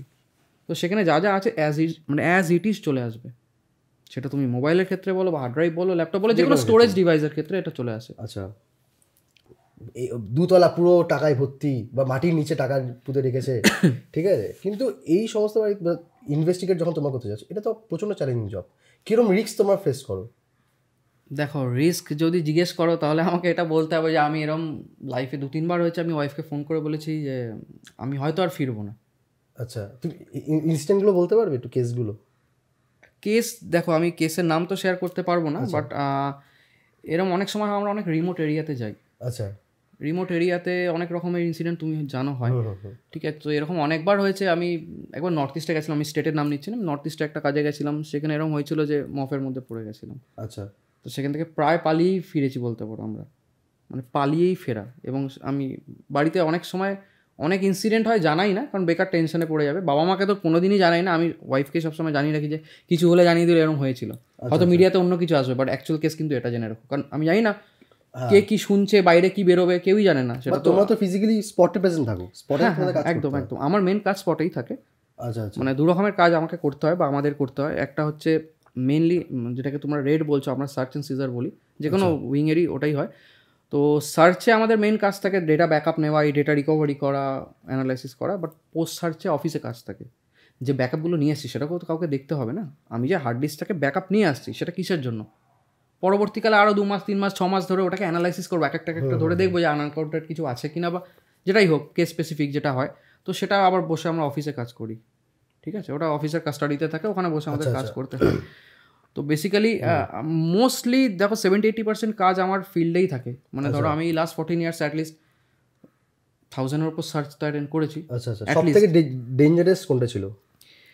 ডেঞ্জারাস বলতে আমার অনেকবার এরকম হয়েছে, রিমোট এরিয়াতে গেছি, অ্যাটাক হয়েছে, মানে পালিয়েছি, এরকম অনেকবার হয়েছে।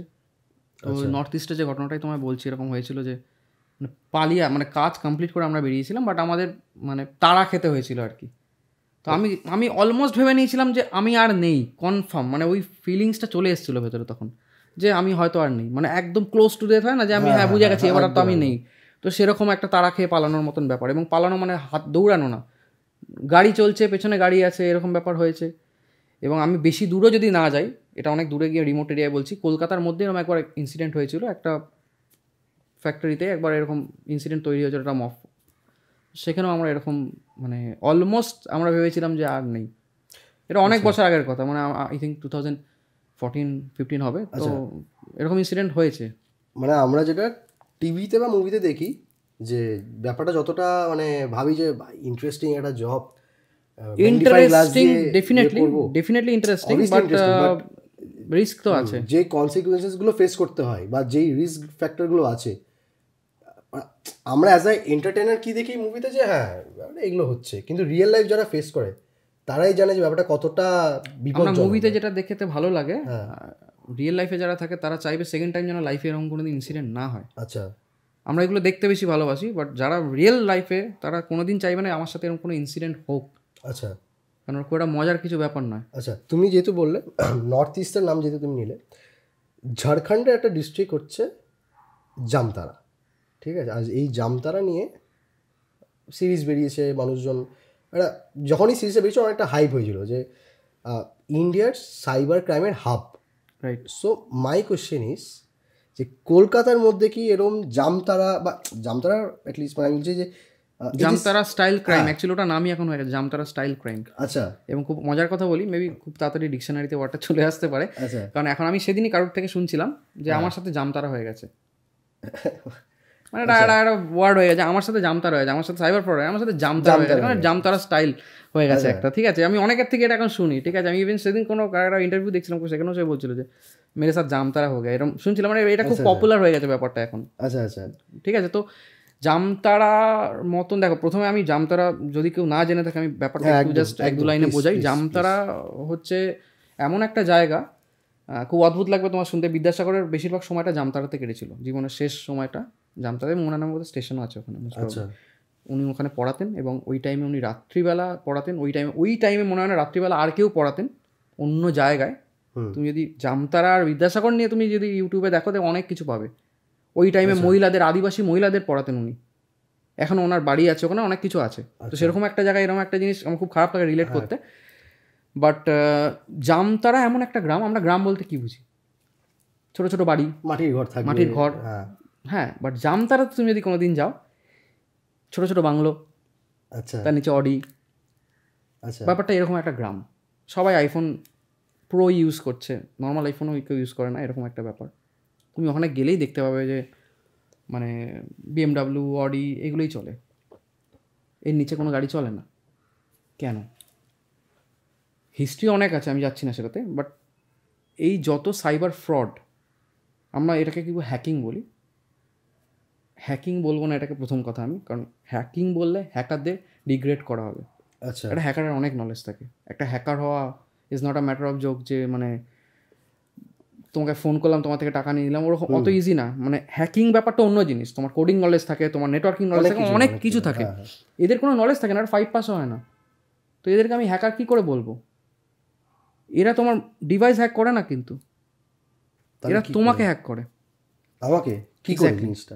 এটাকে অ্যাকচুয়ালি বলা হয়, মানে হ্যাকিংয়ের অনেকগুলো পার্ট হয়, ঠিক আছে? তুমি যদি হ্যাকিংয়ের মধ্যে এটাকে আনতে চাও তাহলে সোশ্যাল ইঞ্জিনিয়ারিং বলে একটা কথা আছে আচ্ছা সাইবার সিকিউরিটিতে।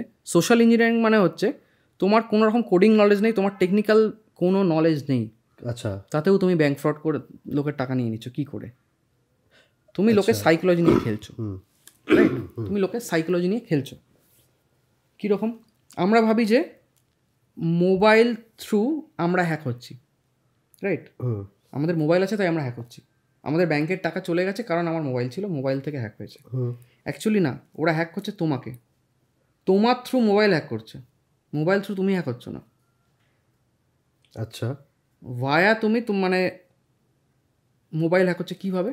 কারণ তোমার সাইকোলজি নিয়ে খেলছে এবং তোমাকে এমন এমন কাজ করতে বলছে, তুমি সেগুলো করছো, নিজেই করছো। তুমি খুব ঠান্ডা মাথায় ভেবে দেখো, এই মুহূর্তে যেই ওয়েব স্ক্যামগুলো, মানে যে যত স্ক্যাম চলছে, মানে সাইবার স্ক্যাম বলো, যে সাইবার ফ্রড বলো, সেগুলোর কিছু না কিছুভাবে আমরা কিন্তু জড়িত। আমাদের হেল্প ছাড়া ওরা পসিবল না। তুমি যদি ভেবে থাকো যে তোমার মানে SBIতে অ্যাকাউন্ট আছে আর জামতারার একটা বাচ্চা ছেলে গিয়ে SBI সার্ভার হ্যাক করে তোমার বের করেছেন, না, পসিবল নয়। তার জন্য একটা লেভেল অফ পড়াশোনা তো লাগবে তোমার করতে, না?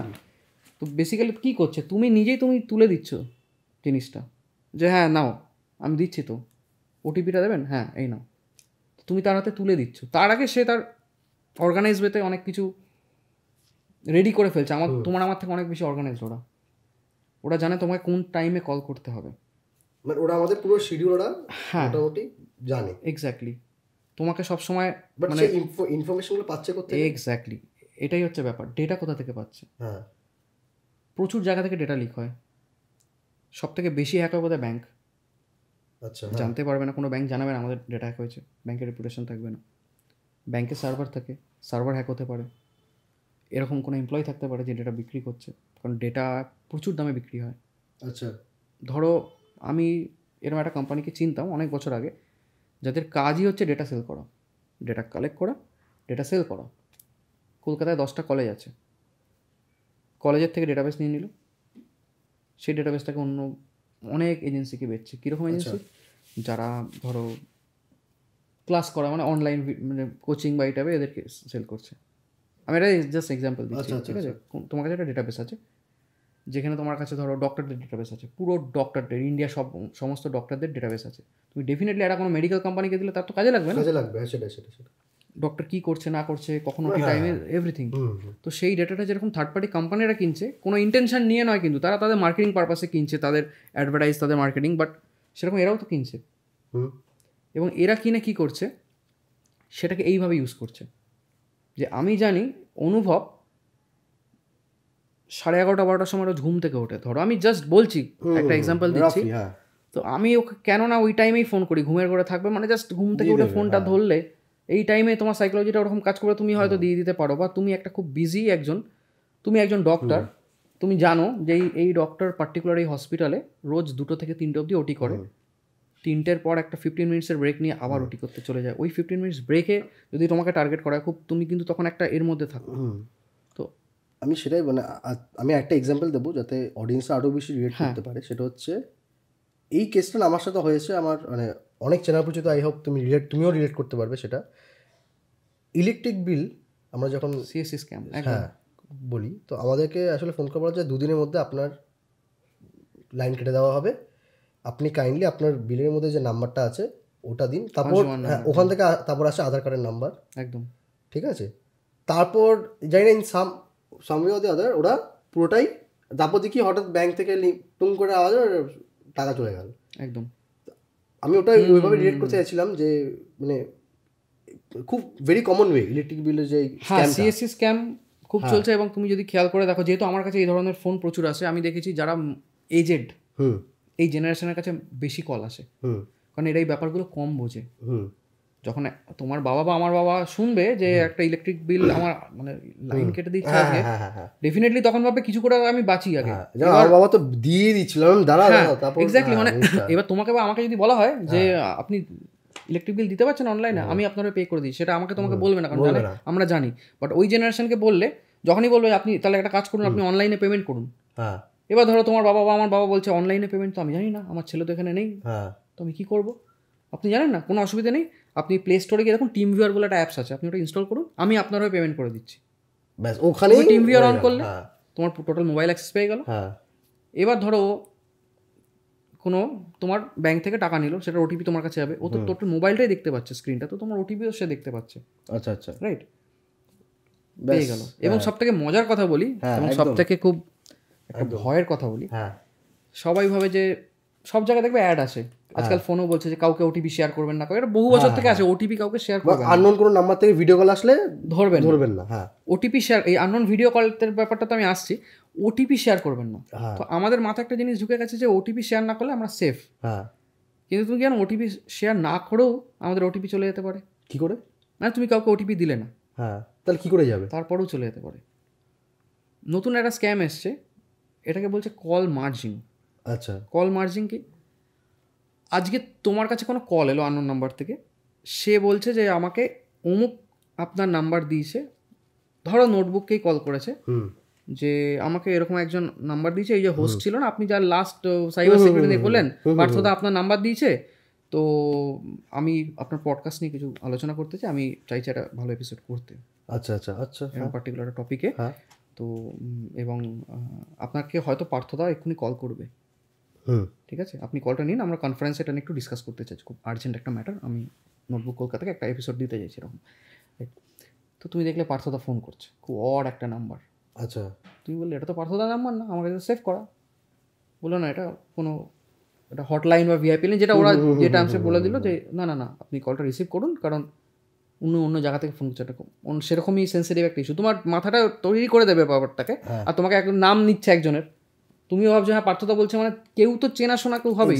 তুমি ফোনটা নিলে, কনফারেন্স কল দুজনের করালে, তোমার কাছে ব্যাংক থেকে SMS এলো যে তোমার টাকা কেটে নিয়েছে। কী করে? তুমি তো ওটিপি দাওনি, তুমি জাস্ট কল রিসিভ করেছো দুজনের। দেখবে ওটিপি SMS খালি আসে না, ফোনেও আসে, কলে আসে। ও কি করলো, কল অপশন সিলেক্ট করে রাখলো, সব কিছু রেডি করা, তুমি যেই কল মার্জিং করবে ওখানে কলে ওটিপিটাও পাঠাচ্ছে। মানে বেসিক্যালি ওই কলটা যে আসছে ওটা আসছে কিন্তু ওটিপির কল, রাইট? আর ওটিপির কল আছে, প্রথম কি বলে কথাটা, হাই হ্যালো কিছু বলে না, ফার্স্টে your 6 digit OTP code is এটা তুমি যতক্ষণ শুনে বুঝবে না ব্যাপারটা, কারণ ও তো রেডি, তুমি তো রেডি না, তুমি ভাবছো পার্থ এক্ষুনি হ্যালো বা হাই বলবে, ইয়োর 6 ডিজিট কোড ইজ বলে তুমি বোঝার আগে, এবং তুমি বুঝেও কিছু করতে পারবে না কারণ ওর কাছে পোর্টাল রেডি আছে, 6 ডিজিট কোড শুনলো, দিল, চলে গেল, টাকা শেষ। এটা হচ্ছে কল মার্জিং। এবার তুমি ভাববে যে এতদিন শুনে এসেছি ওটিপি দিতে হবে না, এটা তো নতুন হয়েছে, তাহলে তো আমার সাথে ফ্রড হয়ে গেল। তো তোমাকে মাথা লাগাতে হবে, মানে কেন কেউ করছে। তুমি বেটার তাকে বললে যে আমি ঠিক আছে আপনি রাখুন, আমি একবার পার্থতার সাথে ডিসকাস করে আপনার সাথে কথা বলছি। মানে প্রত্যেকটা মুহূর্তে আমাদের সচেতন থাকতে হবে। হ্যাঁ, মানে অনেকে বলে যে আমার কাছে, এরকম আমার অনেক বন্ধুর সাথে হয়েছে যে আজকাল এটা নতুন চলছে, তুমি একটু আগে যেটা বললে নিউড ভিডিও কল আসছে।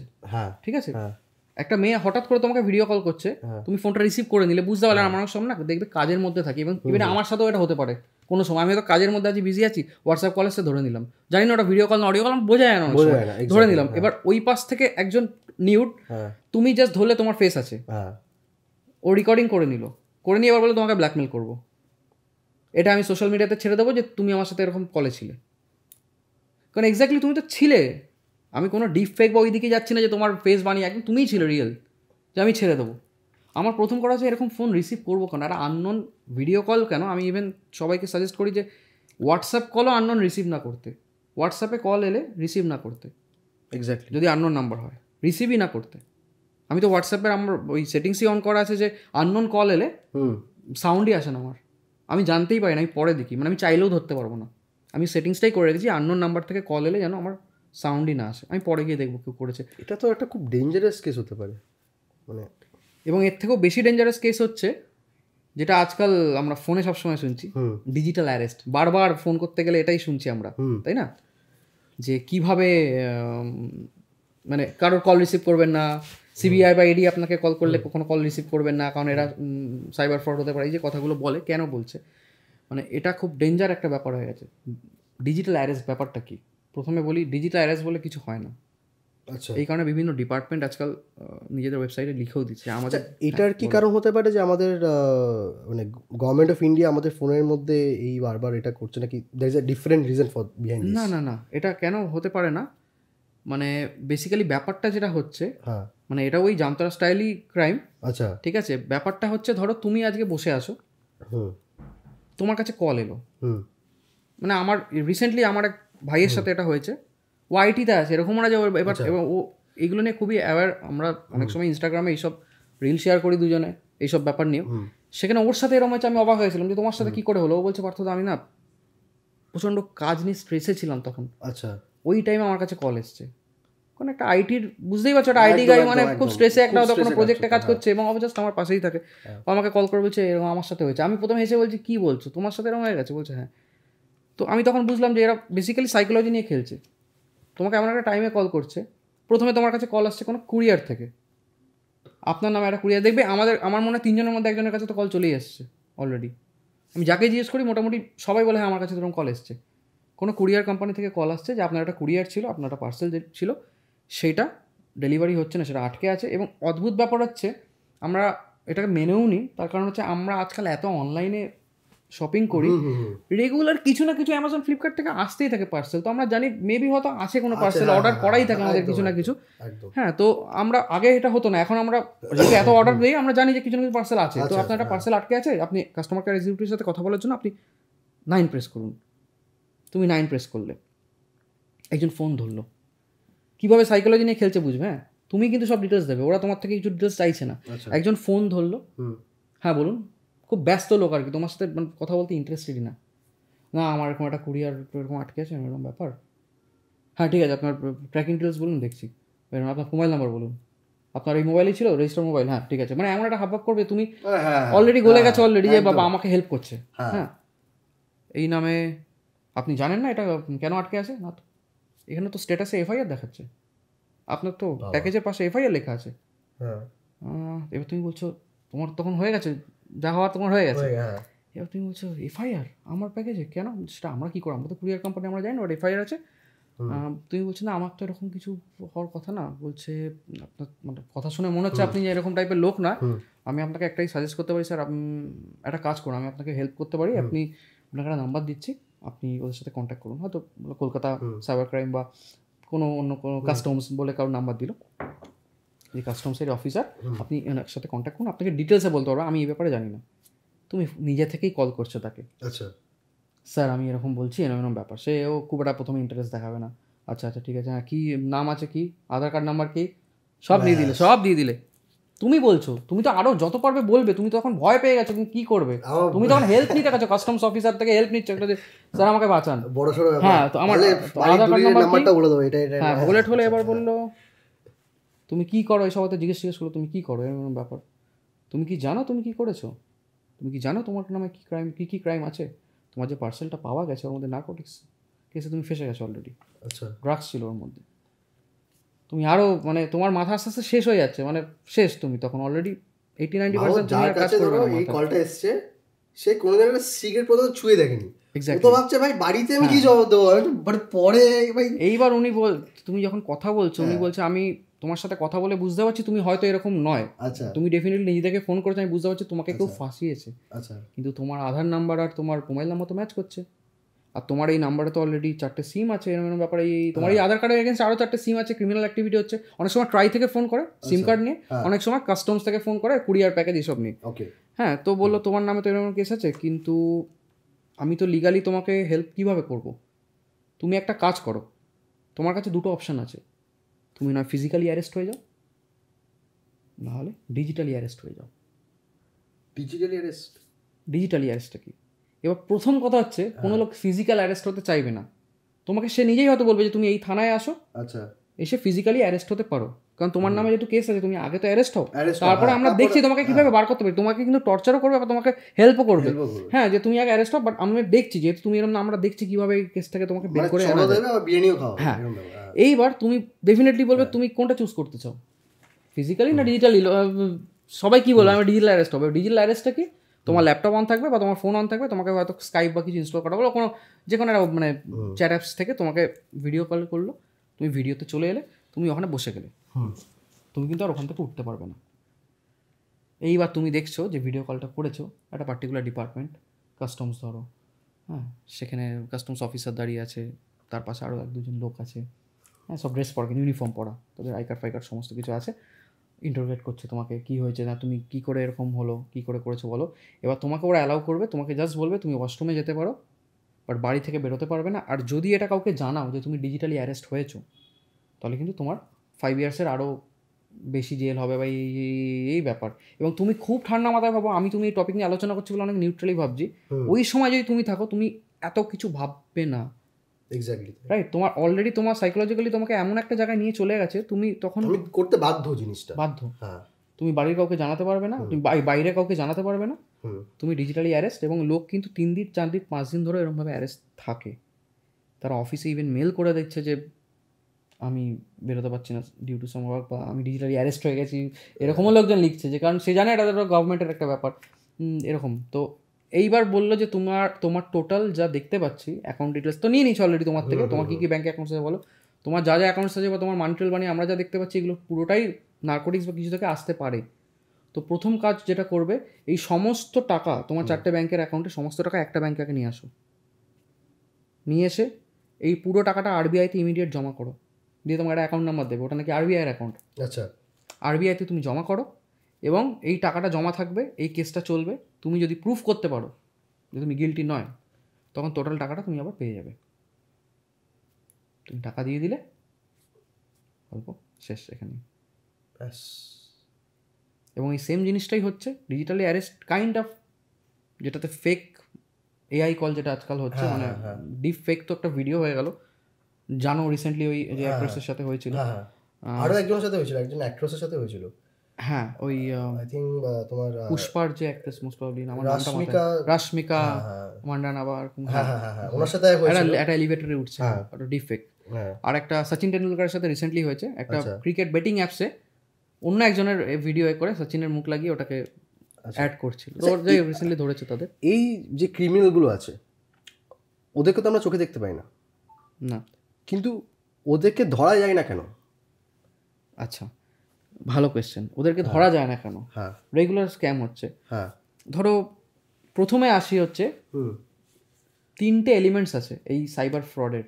হুম ফার্স্ট, একটা মোবাইল ফোন লাগে, একটা সিম কার্ড লাগে, হুম আর তোমার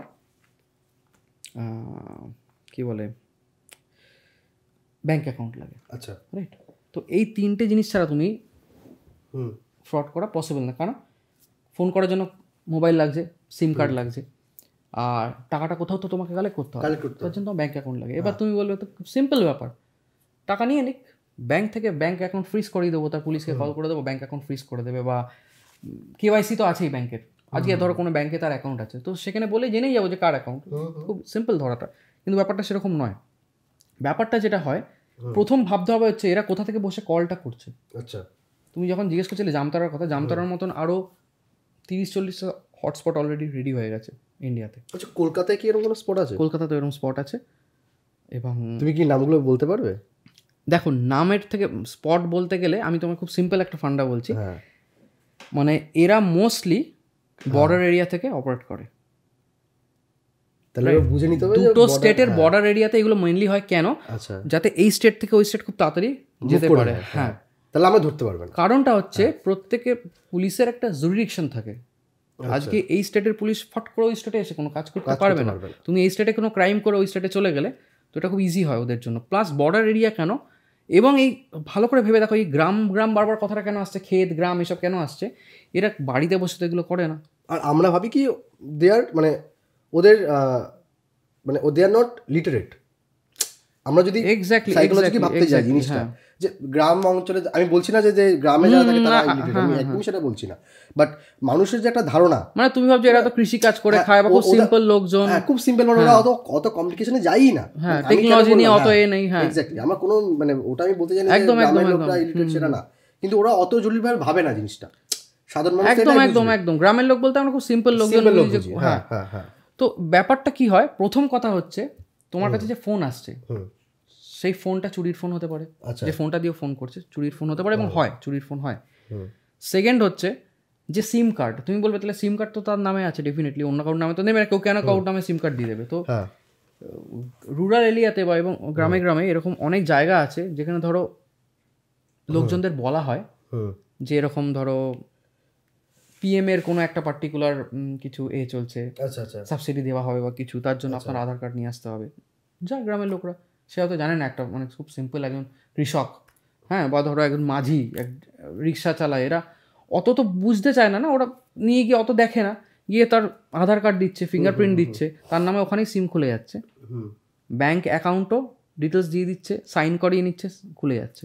আচ্ছা আচ্ছা, আজকে একটা ফ্রড হলো, প্রথম ট্র্যাক করলাম যে সিম কার্ডটা কার নামে ছিল দেখি, এখান থেকে কল এসেছিল, ঠিক আছে, ওকে, দেখলাম যে উড়িষ্যার কোনো সবজিওয়ালার অ্যাকাউন্ট। তুমি কী করবে? সবজিওয়ালাটাকে গিয়ে, হ্যাঁ, তার অ্যাকাউন্ট, তার নামে সিম কার্ড নেওয়া হয়েছে, সে জানে না, কিন্তু আমি বলছি না তাকে টাকা দিয়ে সিম কার্ড নিয়েছে, তুমি আমাকে 500 টাকা দিচ্ছি, তুমি আমার সিম কার্ড খুলে দাও, আমি তোমার কাজ করবো না, সে জানেই না অ্যাকচুয়ালি বেচারা। তাকে বলেছে তোমার আধার কার্ড নিয়ে আসো বা এই নিয়ে আসো, এখানে সাইন করতে হবে, এই করতে হবে, তুমি সাবসিডি পাবে, এইভাবে ওইভাবে, তুমি আধার কার্ড দিয়ে দিয়েছো সিম্পলি। এবং আমরা অনেক সময় অনেক জায়গায় আধার কার্ড দিই অনেক কাজে, তোমার নামেও সিম কার্ড থাকতে পারে, আমার নামেও সিম কার্ড থাকতে পারে, এবং আমি পরে এক ওয়েবসাইট দিয়ে দেবো, তুমি ভিডিওতে দিয়ে দিও, সেখানে গিয়ে তুমি তোমার মোবাইল নাম্বার দিলে চেক করতে পারো যে তোমার নামে আর কোনো সিম কার্ড আছে কি না, এবং ওই সাইট থেকে ব্লক করতে পারো। টেলিকমিউনিকেশন মানে ডিপার্টমেন্টের একটা সাইটই আছে, এটা গভর্নমেন্ট অফ ইন্ডিয়ার, যেখানে চেক করা যায় যে তোমার নামে আর কোনো সিম কার্ড আছে কি না।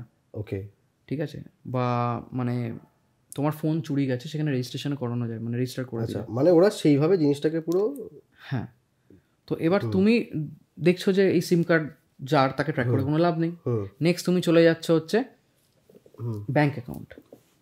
ব্যাংক অ্যাকাউন্টে তুমি যখনই তোমার থেকে টাকা ট্রান্সফার হয়, উইদিন 2-3 আওয়ার্স সেই টাকাটা আর ওই অ্যাকাউন্টে থাকে না, এবং কয়েকদিন বাদে সেই অ্যাকাউন্টটাও আর থাকে না। পার্টিকুলার একটা কেসের জন্য ইউজ করছে বা 2-3টে কেসে ইউজ করে অ্যাকাউন্ট ওটা বন্ধ করে দেয়।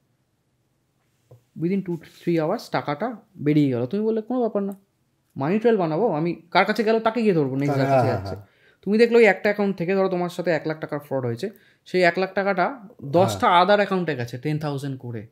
এবং এরকমই কোনো কোনো অ্যাকাউন্টে কিন্তু কোনো কৃষক, কোনো কেউ বা এরকম টাইপের মানে কারোর অ্যাকাউন্টে গেছে যারা জানেই না আর কি তাদের অ্যাকাউন্ট, ঠিক আছে, আরও 10টা অ্যাকাউন্টে গেছে। এবং ওই 10টা অ্যাকাউন্ট থেকে টাকাটা কেউ ক্যাশ উইথড্রল করেনি যে কোনো এটিএমে গিয়ে পেয়ে যাবে এখান থেকে তুলে যাওয়া কিছু, টাকাটা 3 ভাবে বেরিয়ে যেতে পারে। 1, অ্যামাজন গিফট কার্ড। আচ্ছা। 2, ক্রিপ্টোকারেন্সি। আচ্ছা। 3, gaming currency. Amazon gift card কি? অ্যামাজন গিফট কার্ড হচ্ছে এমন একটা জিনিস যেটা তুমি একবার গিফট কার্ডে কনভার্ট করে নিলে, যে আমি 1 লাখের গিফট কার্ড বানিয়ে নিলাম ধরো অ্যামাজনে, তো তুমি পরবর্তীকালে ওটা যে কাউকে দিতে পারো, সে অ্যামাজন থেকে 1 লাখের জিনিস কিনতে পারে। আচ্ছা। এবং তুমি ওই গিফট কার্ডটা হোয়াটসঅ্যাপ, টেলিগ্রাম যে কোনো জায়গায় কাউকে যদি ছেড়ে দাও, তারপর কি ওটার আর কোনো লিঙ্ক থাকলো যে কে কোথা থেকে অ্যামাজন থেকে কিনছে তুমি জানোই না, 6 মাস বাদে কেউ হয়তো নাইজেরিয়াতে বসে কিনছে অ্যামাজন থেকে জিনিস, তুমি কী করে এই কেসের সাথে ওটাকে মানে কোনোভাবে লিঙ্কই করতে পারবে না, রাইট? সেকেন্ড হচ্ছে ক্রিপ্টোকারেন্সি, বিটকয়েন বা অন্য কিছু হয়ে বেরিয়ে গেল, ট্র্যাক করা খুব ডিফিকাল্ট। থার্ড হচ্ছে গেমিং কারেন্সি। গেমিং কারেন্সি বলতে ধরো আমরা অনেকে পাবজি খেলি, যারা তারা জানবে, ব্যাটেল কয়েন বলে বা ব্যাটেল পয়েন্টস বলে মোস্ট প্রবাবলি, ঠিক আছে, গেমিং কারেন্সি ওটা। তুমি কোনো পার্টিকুলার পাবজির কোনো স্কিন কিনতে চাইছো, কোনো মানে কোনো গান কিনতে চাইছো, যারা খেলে তারা জানবে, আমি অত ডিটেলসে আমি নিজেও জানি না। তো ওরা অনেক সময় অনেক কিছু কেনার জন্য ব্যাটেল পয়েন্টস ইউজ করে, রাইট? তো ব্যাটেল পয়েন্টস ইকুইভ্যালেন্ট টু টাকা। অডিয়েন্স যারা পাবজি খেলে তারা রিলেট করতেই পারবে। তো বেসিক্যালি কিনে কিভাবে, একটা টাকা দিয়ে কিনতে হয় না? তো ধরো তুমি 500 রুপিস দিলে, তোমাকে একটা কোনো পার্টিকুলার নতুন কোনো গানের একটা M4 একটা স্কিন দিল, ভালো। আচ্ছা আচ্ছা। আজকাল এরকম হয়ে গেছে, রিসেন্টলি এতেও এসেছিল, টিভিতেও দেখছিলাম, মানে সিম কার্ড কাউকে দিল্লি বা কোনো জায়গায় ট্রেন থেকে 100 না 200 বা 1000টা সিম নিয়ে ধরা গেছে, প্রি অ্যাক্টিভেটেড সিম। আচ্ছা। মানে এরকমই ধরো 1000টা লোকের থেকে প্রি অ্যাক্টিভেটেড সিম রেডি করে, পুরো রেডি, ব্যাগে করে নিয়ে যাচ্ছে অন্য একটা স্টেটে দিতে, সেখানে গিয়ে 1000 লোককে বেচে দিল। আচ্ছা। তারা কিনে নিল, ওটা নিয়ে যা ইচ্ছে করো, ক্রাইম করো, 2-3টা ক্রাইম করো, ছেড়ে দাও, কারণ একটা সিম খুব একটা বেশি দিন ইউজ করে না ওরা। তো এইভাবে কাজ হচ্ছে। তুমি কাকে ধরবে? ধরার কোনো জায়গা নেই।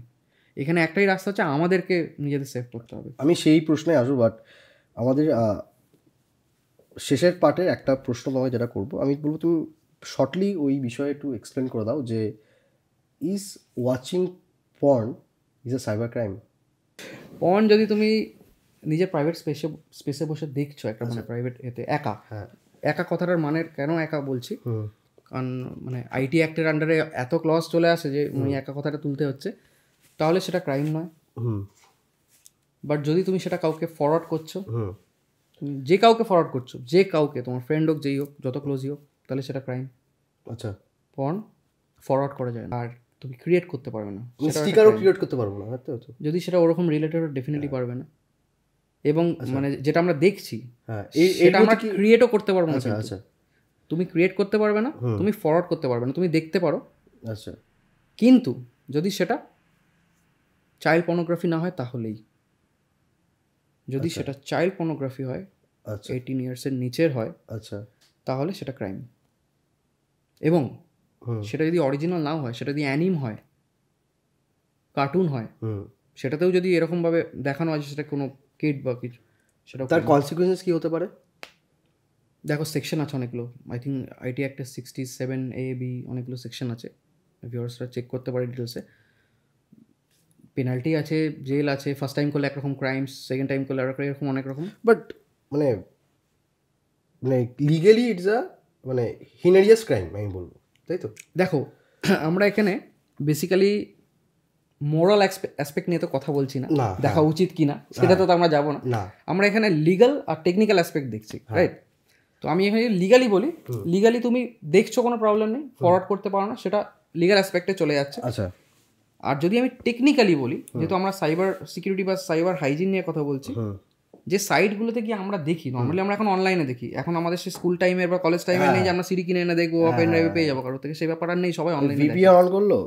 ভিপিএন অন করলো, দেখলো। ফ্রিতে তোমাকে কেউ পর্ন কেন দেখাবে? এত কষ্ট করে পর্ন জোগাড় করে তোমাকে কেন দেখাচ্ছে? তুমি ফ্রিতে কেন দেখছো? সেটার কারণটা হচ্ছে ওই সাইটে অনেক রকম মাল্টিপল উইন্ডো চলে আসে।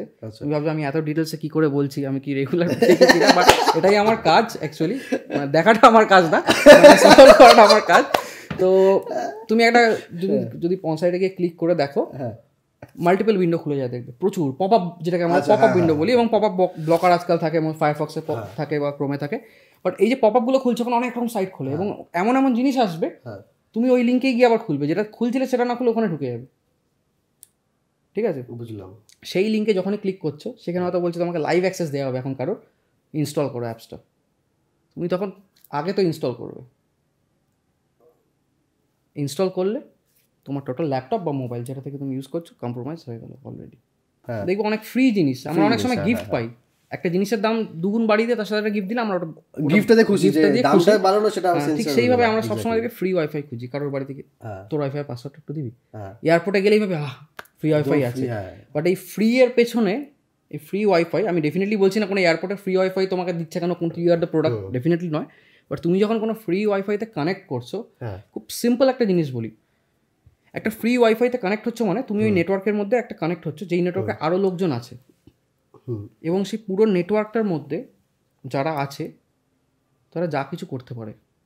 আচ্ছা, ধরো তুমি আজকে বাড়িতে ঢুকেছো, যতক্ষণ না বাড়ির ভেতর ঢুকছো, বাড়ির ভেতরে অনেকে ছিল, তুমি বাইরে থেকে এসছো, তুমি ঢুকে গেলে মানে কেউ দরজা আটকে তোমার সাথে যা কিছু করতে পারে, তোমাকে মারতে পারে, কারণ তুমি এই নেটওয়ার্কের মধ্যে এখন চলে এসছো। বাইরে ছিলে যখন তোমাকে কেউ ধরতে পারছিল না, বাট তুমি এখন চলে এসছো, এখানে 4-5 জন লোক ছিল, তোমাকে দরজা আটকে মারধর করলো।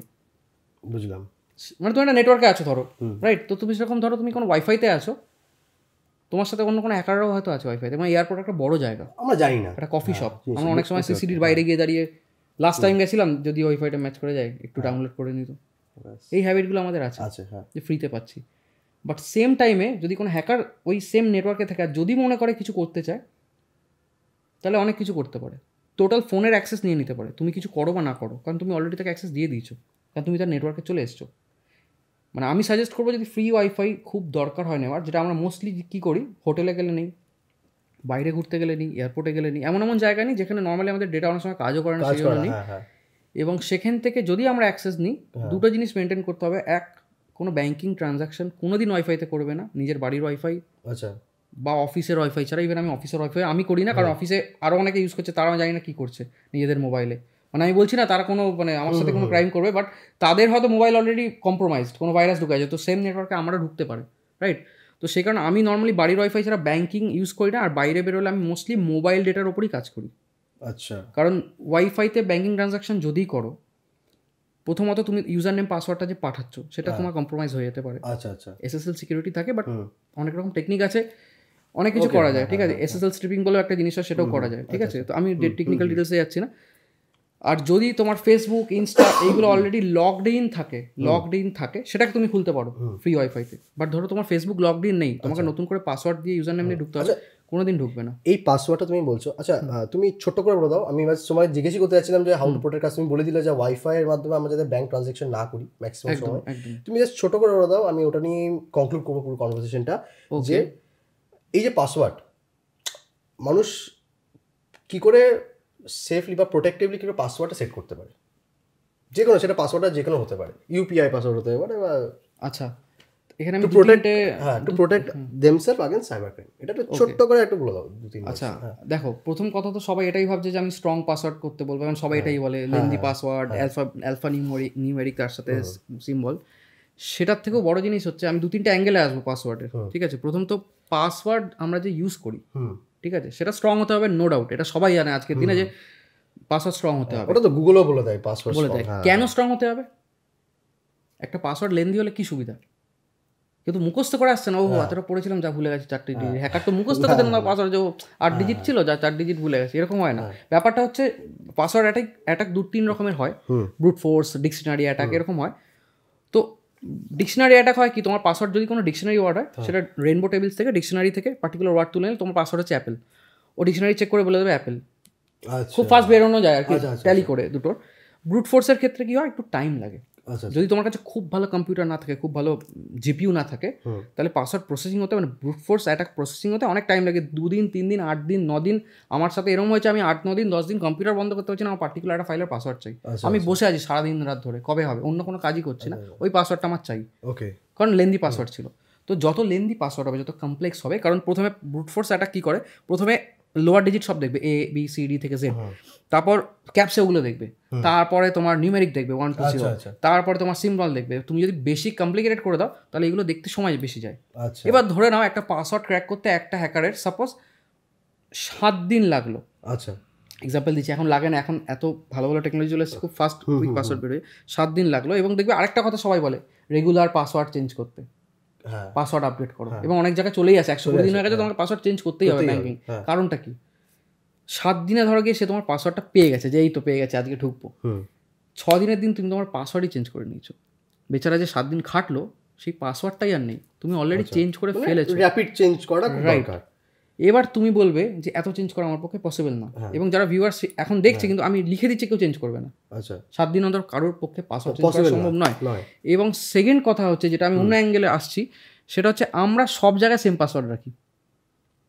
ফেসবুকের পাসওয়ার্ডও যা, আমার ব্যাংকের পাসওয়ার্ডও তাই, আমার ইনস্টাগ্রামের পাসওয়ার্ডও তাই, যাতে মনে রাখতে সুবিধা, কারণ আমাদের পক্ষে সম্ভব না আলাদা আলাদা সাইটের জন্য আলাদা আমরা ওই সিঙ্গেল পাসওয়ার্ডটাই ভুলে যাই, অর্ধেক টাইম ফরগেট পাসওয়ার্ড করতে হয়, আমাকেও করতে হবে, ভুলে এত কাজের মধ্যে মনে থাকে না কি পাসওয়ার্ড দিয়েছিলাম, কারণ এত অ্যালফানিউমেরিক এত কমপ্লিকেটেড নিজেই করে ফেলি, ভুলে যাই যে কি পাসওয়ার্ড দিই, অলমোস্ট রেগুলার বলতে আমাদের সেই ক্ষেত্রে অডিয়েন্সরা কি করবে? সেই ক্ষেত্রে যেটা করবে, এখন তুমি 25টা অ্যাপসে লগ ইন করে আছো, সেটার মধ্যে ব্যাংকিং অ্যাপস আছে, সেটার মধ্যে তোমার হোয়াটসঅ্যাপ ফেসবুক আছে, সেটার মধ্যে তোমার জিমেল আছে, তোমাকে ভাগ করতে হবে কোনগুলো প্রায়োরিটি, যেগুলো পাসওয়ার্ড পেলে সেই লেভেলের ক্ষতি হতে পারে তোমার জীবনে, সেইগুলোর পাসওয়ার্ড অন্য রাখো। আর যেগুলোর মিনিংলেস, যেগুলো তোমার হ্যাক হলে কিছু যায় আসে না, সেইগুলো যদি তুমি সিম্পল পাসওয়ার্ড রাখো বা একই পাসওয়ার্ড রাখো, আমি জাস্ট একটা বলছি যে যার মতন করে বানাবে রাখতে পারো, ঠিক আছে? মানে পাসওয়ার্ড যেন সেম না হয়। তার কারণ রিসেন্টলি আমি জানি না তুমি শুনেছি কিনা, 2021 বা 2তে হবে, ডোমিনোজ হ্যাক হয়েছিল। আচ্ছা, পিজা, আমি এটা দিয়ে এক্সাম্পল দিচ্ছি কারণ লোক অনেকেই হ্যাক হয়, বাট আমি এটা কেন বললাম কারণ লোক রিলেট করতে পারবে। ডোমিনোজ হ্যাক হয়েছিল, ডোমিনোজ বেসিক্যালি হ্যাক না, এটাকে ডেটা ব্রিচ বলে। আচ্ছা আচ্ছা, ডোমিনোজের সার্ভার হ্যাক হয়েছিল। আচ্ছা, তো ডোমিনোজের সার্ভার থেকে সমস্ত লোকের ডেটা পেয়েছে, তোমার আমার ডেটাও সে তার মধ্যে আছে, কিন্তু আমি বলে রাখি, যদি তুমি কোনোদিন ডোমিনোজে লগ ইন করে থাকো, তোমার আমার ডেটাও হয়তো তার মধ্যে আছে, এবং তার মধ্যে কি আছে, ডোমিনোজের ইউজার নেম পাসওয়ার্ড থাকবে, আমাদের মোবাইল নাম্বার, আমার বাড়ির অ্যাড্রেস থাকবে। এবার তুমি ওই ডোমিনোজের পাসওয়ার্ডটাই তোমার SBI এর পাসওয়ার্ড, কারণ তুমি তো একটাই পাসওয়ার্ড রাখো, তুমি কোনোদিন কোনো কম্প্রোমাইজ করোনি, কোনো কিছুতে তোমার কোনো ফল্টই নেই, কারণ ডোমিনোজ ডেটা ব্রিচে তোমার তো কোনো ফল্ট নেই, ডোমিনোজ সার্ভার হ্যাক হয়েছে। তো সেই ক্ষেত্রে ও যদি চেষ্টা করে যে এই লোকটার মোবাইল নাম্বার আছে, দেখি তো এই মোবাইল নাম্বার আর এই পাসওয়ার্ডটা দিয়ে ব্যাংকটা খুলছে কিনা, ফেসবুকটা খুলছে কিনা, তখনই হ্যাঁ, এবং তুমি ভাবে আমার হ্যাক হয়ে গেছে, আমার হ্যাক হয়ে গেছে, না, তুমি পাসওয়ার্ড অলরেডি দিয়ে বসে আছো। তো সেইগুলো চেঞ্জ করতে হবে। আমরা সব জায়গায় অটোফিল অন করে রেখে দিই পাসওয়ার্ড। আচ্ছা, ওটা না করাই বেটার, না করা বেটার। ব্যাংকিং এর ক্ষেত্রে অ্যাটলিস্ট করো না। রাখা যে কোনো ভালো পাসওয়ার্ড ম্যানেজার বলে, আচ্ছা, পাসওয়ার্ড ম্যানেজার ইনস্টল করে, আচ্ছা, সেটা আমি কোনো কোম্পানির নাম বলছি না এখানে, গুগল করলেই লোকে বুঝতে পারবে কোনটা ভালো কোনটা বাজে। তো কোনো পাসওয়ার্ড ম্যানেজারে নিজের সমস্ত পাসওয়ার্ড স্টোর করতে, ব্যাংকিং পাসওয়ার্ড বাদে বলছি, স্টোর করতে, এবং ওইটার মাস্টার পাসওয়ার্ডটা মাথায় রাখতে। আচ্ছা, যখন কোনো জায়গায় লগ ইন করবে তোমাকে বারবার পাসওয়ার্ড দিতে হবে না, তুমি ওটার মাস্টার পাসওয়ার্ড দিলে ওটাকে এনক্রিপ্টেড ফর্মে ফেচ করে তোমার পাসওয়ার্ড খুলে দেবে। ওকে, সব থেকে ইজি পাই। Okay, thank you so very much পার্থদা, thank you for making this podcast more interesting. আর যেহেতু সময় হয়ে গেছে, না আই হোপ যে 1 hour এক্সিস্ট করে, মানে ইয়ে পেরিয়ে গেছে, ঠিক আছে। আমি এটাই বলবো যে ইন কনক্লুশনে তুমি জাস্ট এক লাইনে অডিয়েন্সে বলে দাও যে কী করা উচিত আর কী করা উচিত না, তারপর তো আমি বলছি, তুমি বলে দাও জাস্ট একটা লাইনে। যদি এক লাইনে বলতে হয়, যেহেতু আমি একটা খুব ইম্পর্টেন্ট জিনিস মিস করে গেছি, ওটাই বলতে চাইবো। হ্যাঁ, সেটা হচ্ছে বেশিরভাগ অ্যাপসে 2 factor অথেন্টিকেশন হয়। আচ্ছা, 2FA, হোয়াটসঅ্যাপেও আছে, সেগুলোকে আগে গিয়ে অ্যাক্টিভেট করতে, যদি কারোর অ্যাক্টিভেট করা না থাকে। আচ্ছা, কারণ যদি তোমার ওটিপি কেউ পেয়ে যায়, আচ্ছা, সেক্ষেত্রেও তোমার হোয়াটসঅ্যাপকেও হ্যাক করতে পারবে না যদি তোমার 2FA অন থাকে। ওকে, সেটা জিমেলের ক্ষেত্রে হোক, সেটা হোয়াটসঅ্যাপের ক্ষেত্রে হোক। খেয়াল করে দেখবে, যদি হোয়াটসঅ্যাপে 2FA তুমি অন করো, জাস্ট সিকিউরিটিতে গিয়ে 2 factor অথেন্টিকেশন স্লাইড করলে অন হয়ে যায়, তোমার একটা কোড আছে 6 digit কোড, সেটা তুমি কোডটা দিতে পারো, ডেফিনেটলি তোমার ডেট অফ বার্থ নয়, সেটা কিছু দিয়ে তুমি যদি ওটা অন করে রাখো, যদি ধরে নাও তোমার ওটিপি বাইপাস করে নিল কেউ, অন্য জায়গায় তোমার হোয়াটসঅ্যাপ ইনস্টলও করে ফেলে, হ্যাঁ, ফার্স্ট ওই কোডটা চাই। ওকে, রাইট, সেটা জিমেলের ক্ষেত্রে বা হোয়াটসঅ্যাপের ক্ষেত্রে বা যে কোনো অ্যাপসের ক্ষেত্রে 2FA ইউজ করবে। ওকে, থ্যাংক ইউ সো মাচ। এটা বলেই শেষ করবো আজকের পডকাস্ট। জাস্ট একটা লাইনে বলবো, সাবধান রহিয়ে, সতর্ক রহিয়ে, নোটবুক কলকাতা को सब्सक्राइब कीजिए। Thank you so much. আর সাবস্ক্রাইব করুন আমাদের এই চ্যানেলটি। আর আপনাদের একটা সাবস্ক্রাইব কিন্তু আমাদের এনকারেজ করবে এরকম গেস্টকে আমাদের সাথে নিয়ে আসে। So thank you very much. আর মানুষের কাছে এই পডকাস্টটি পৌঁছে দেবেন। To aware people, to educate people about cyber crime. এটা বলে শেষ করছি, দেখা হচ্ছে অন্য কোনো এক এপিসোডে। Thank you so much, by.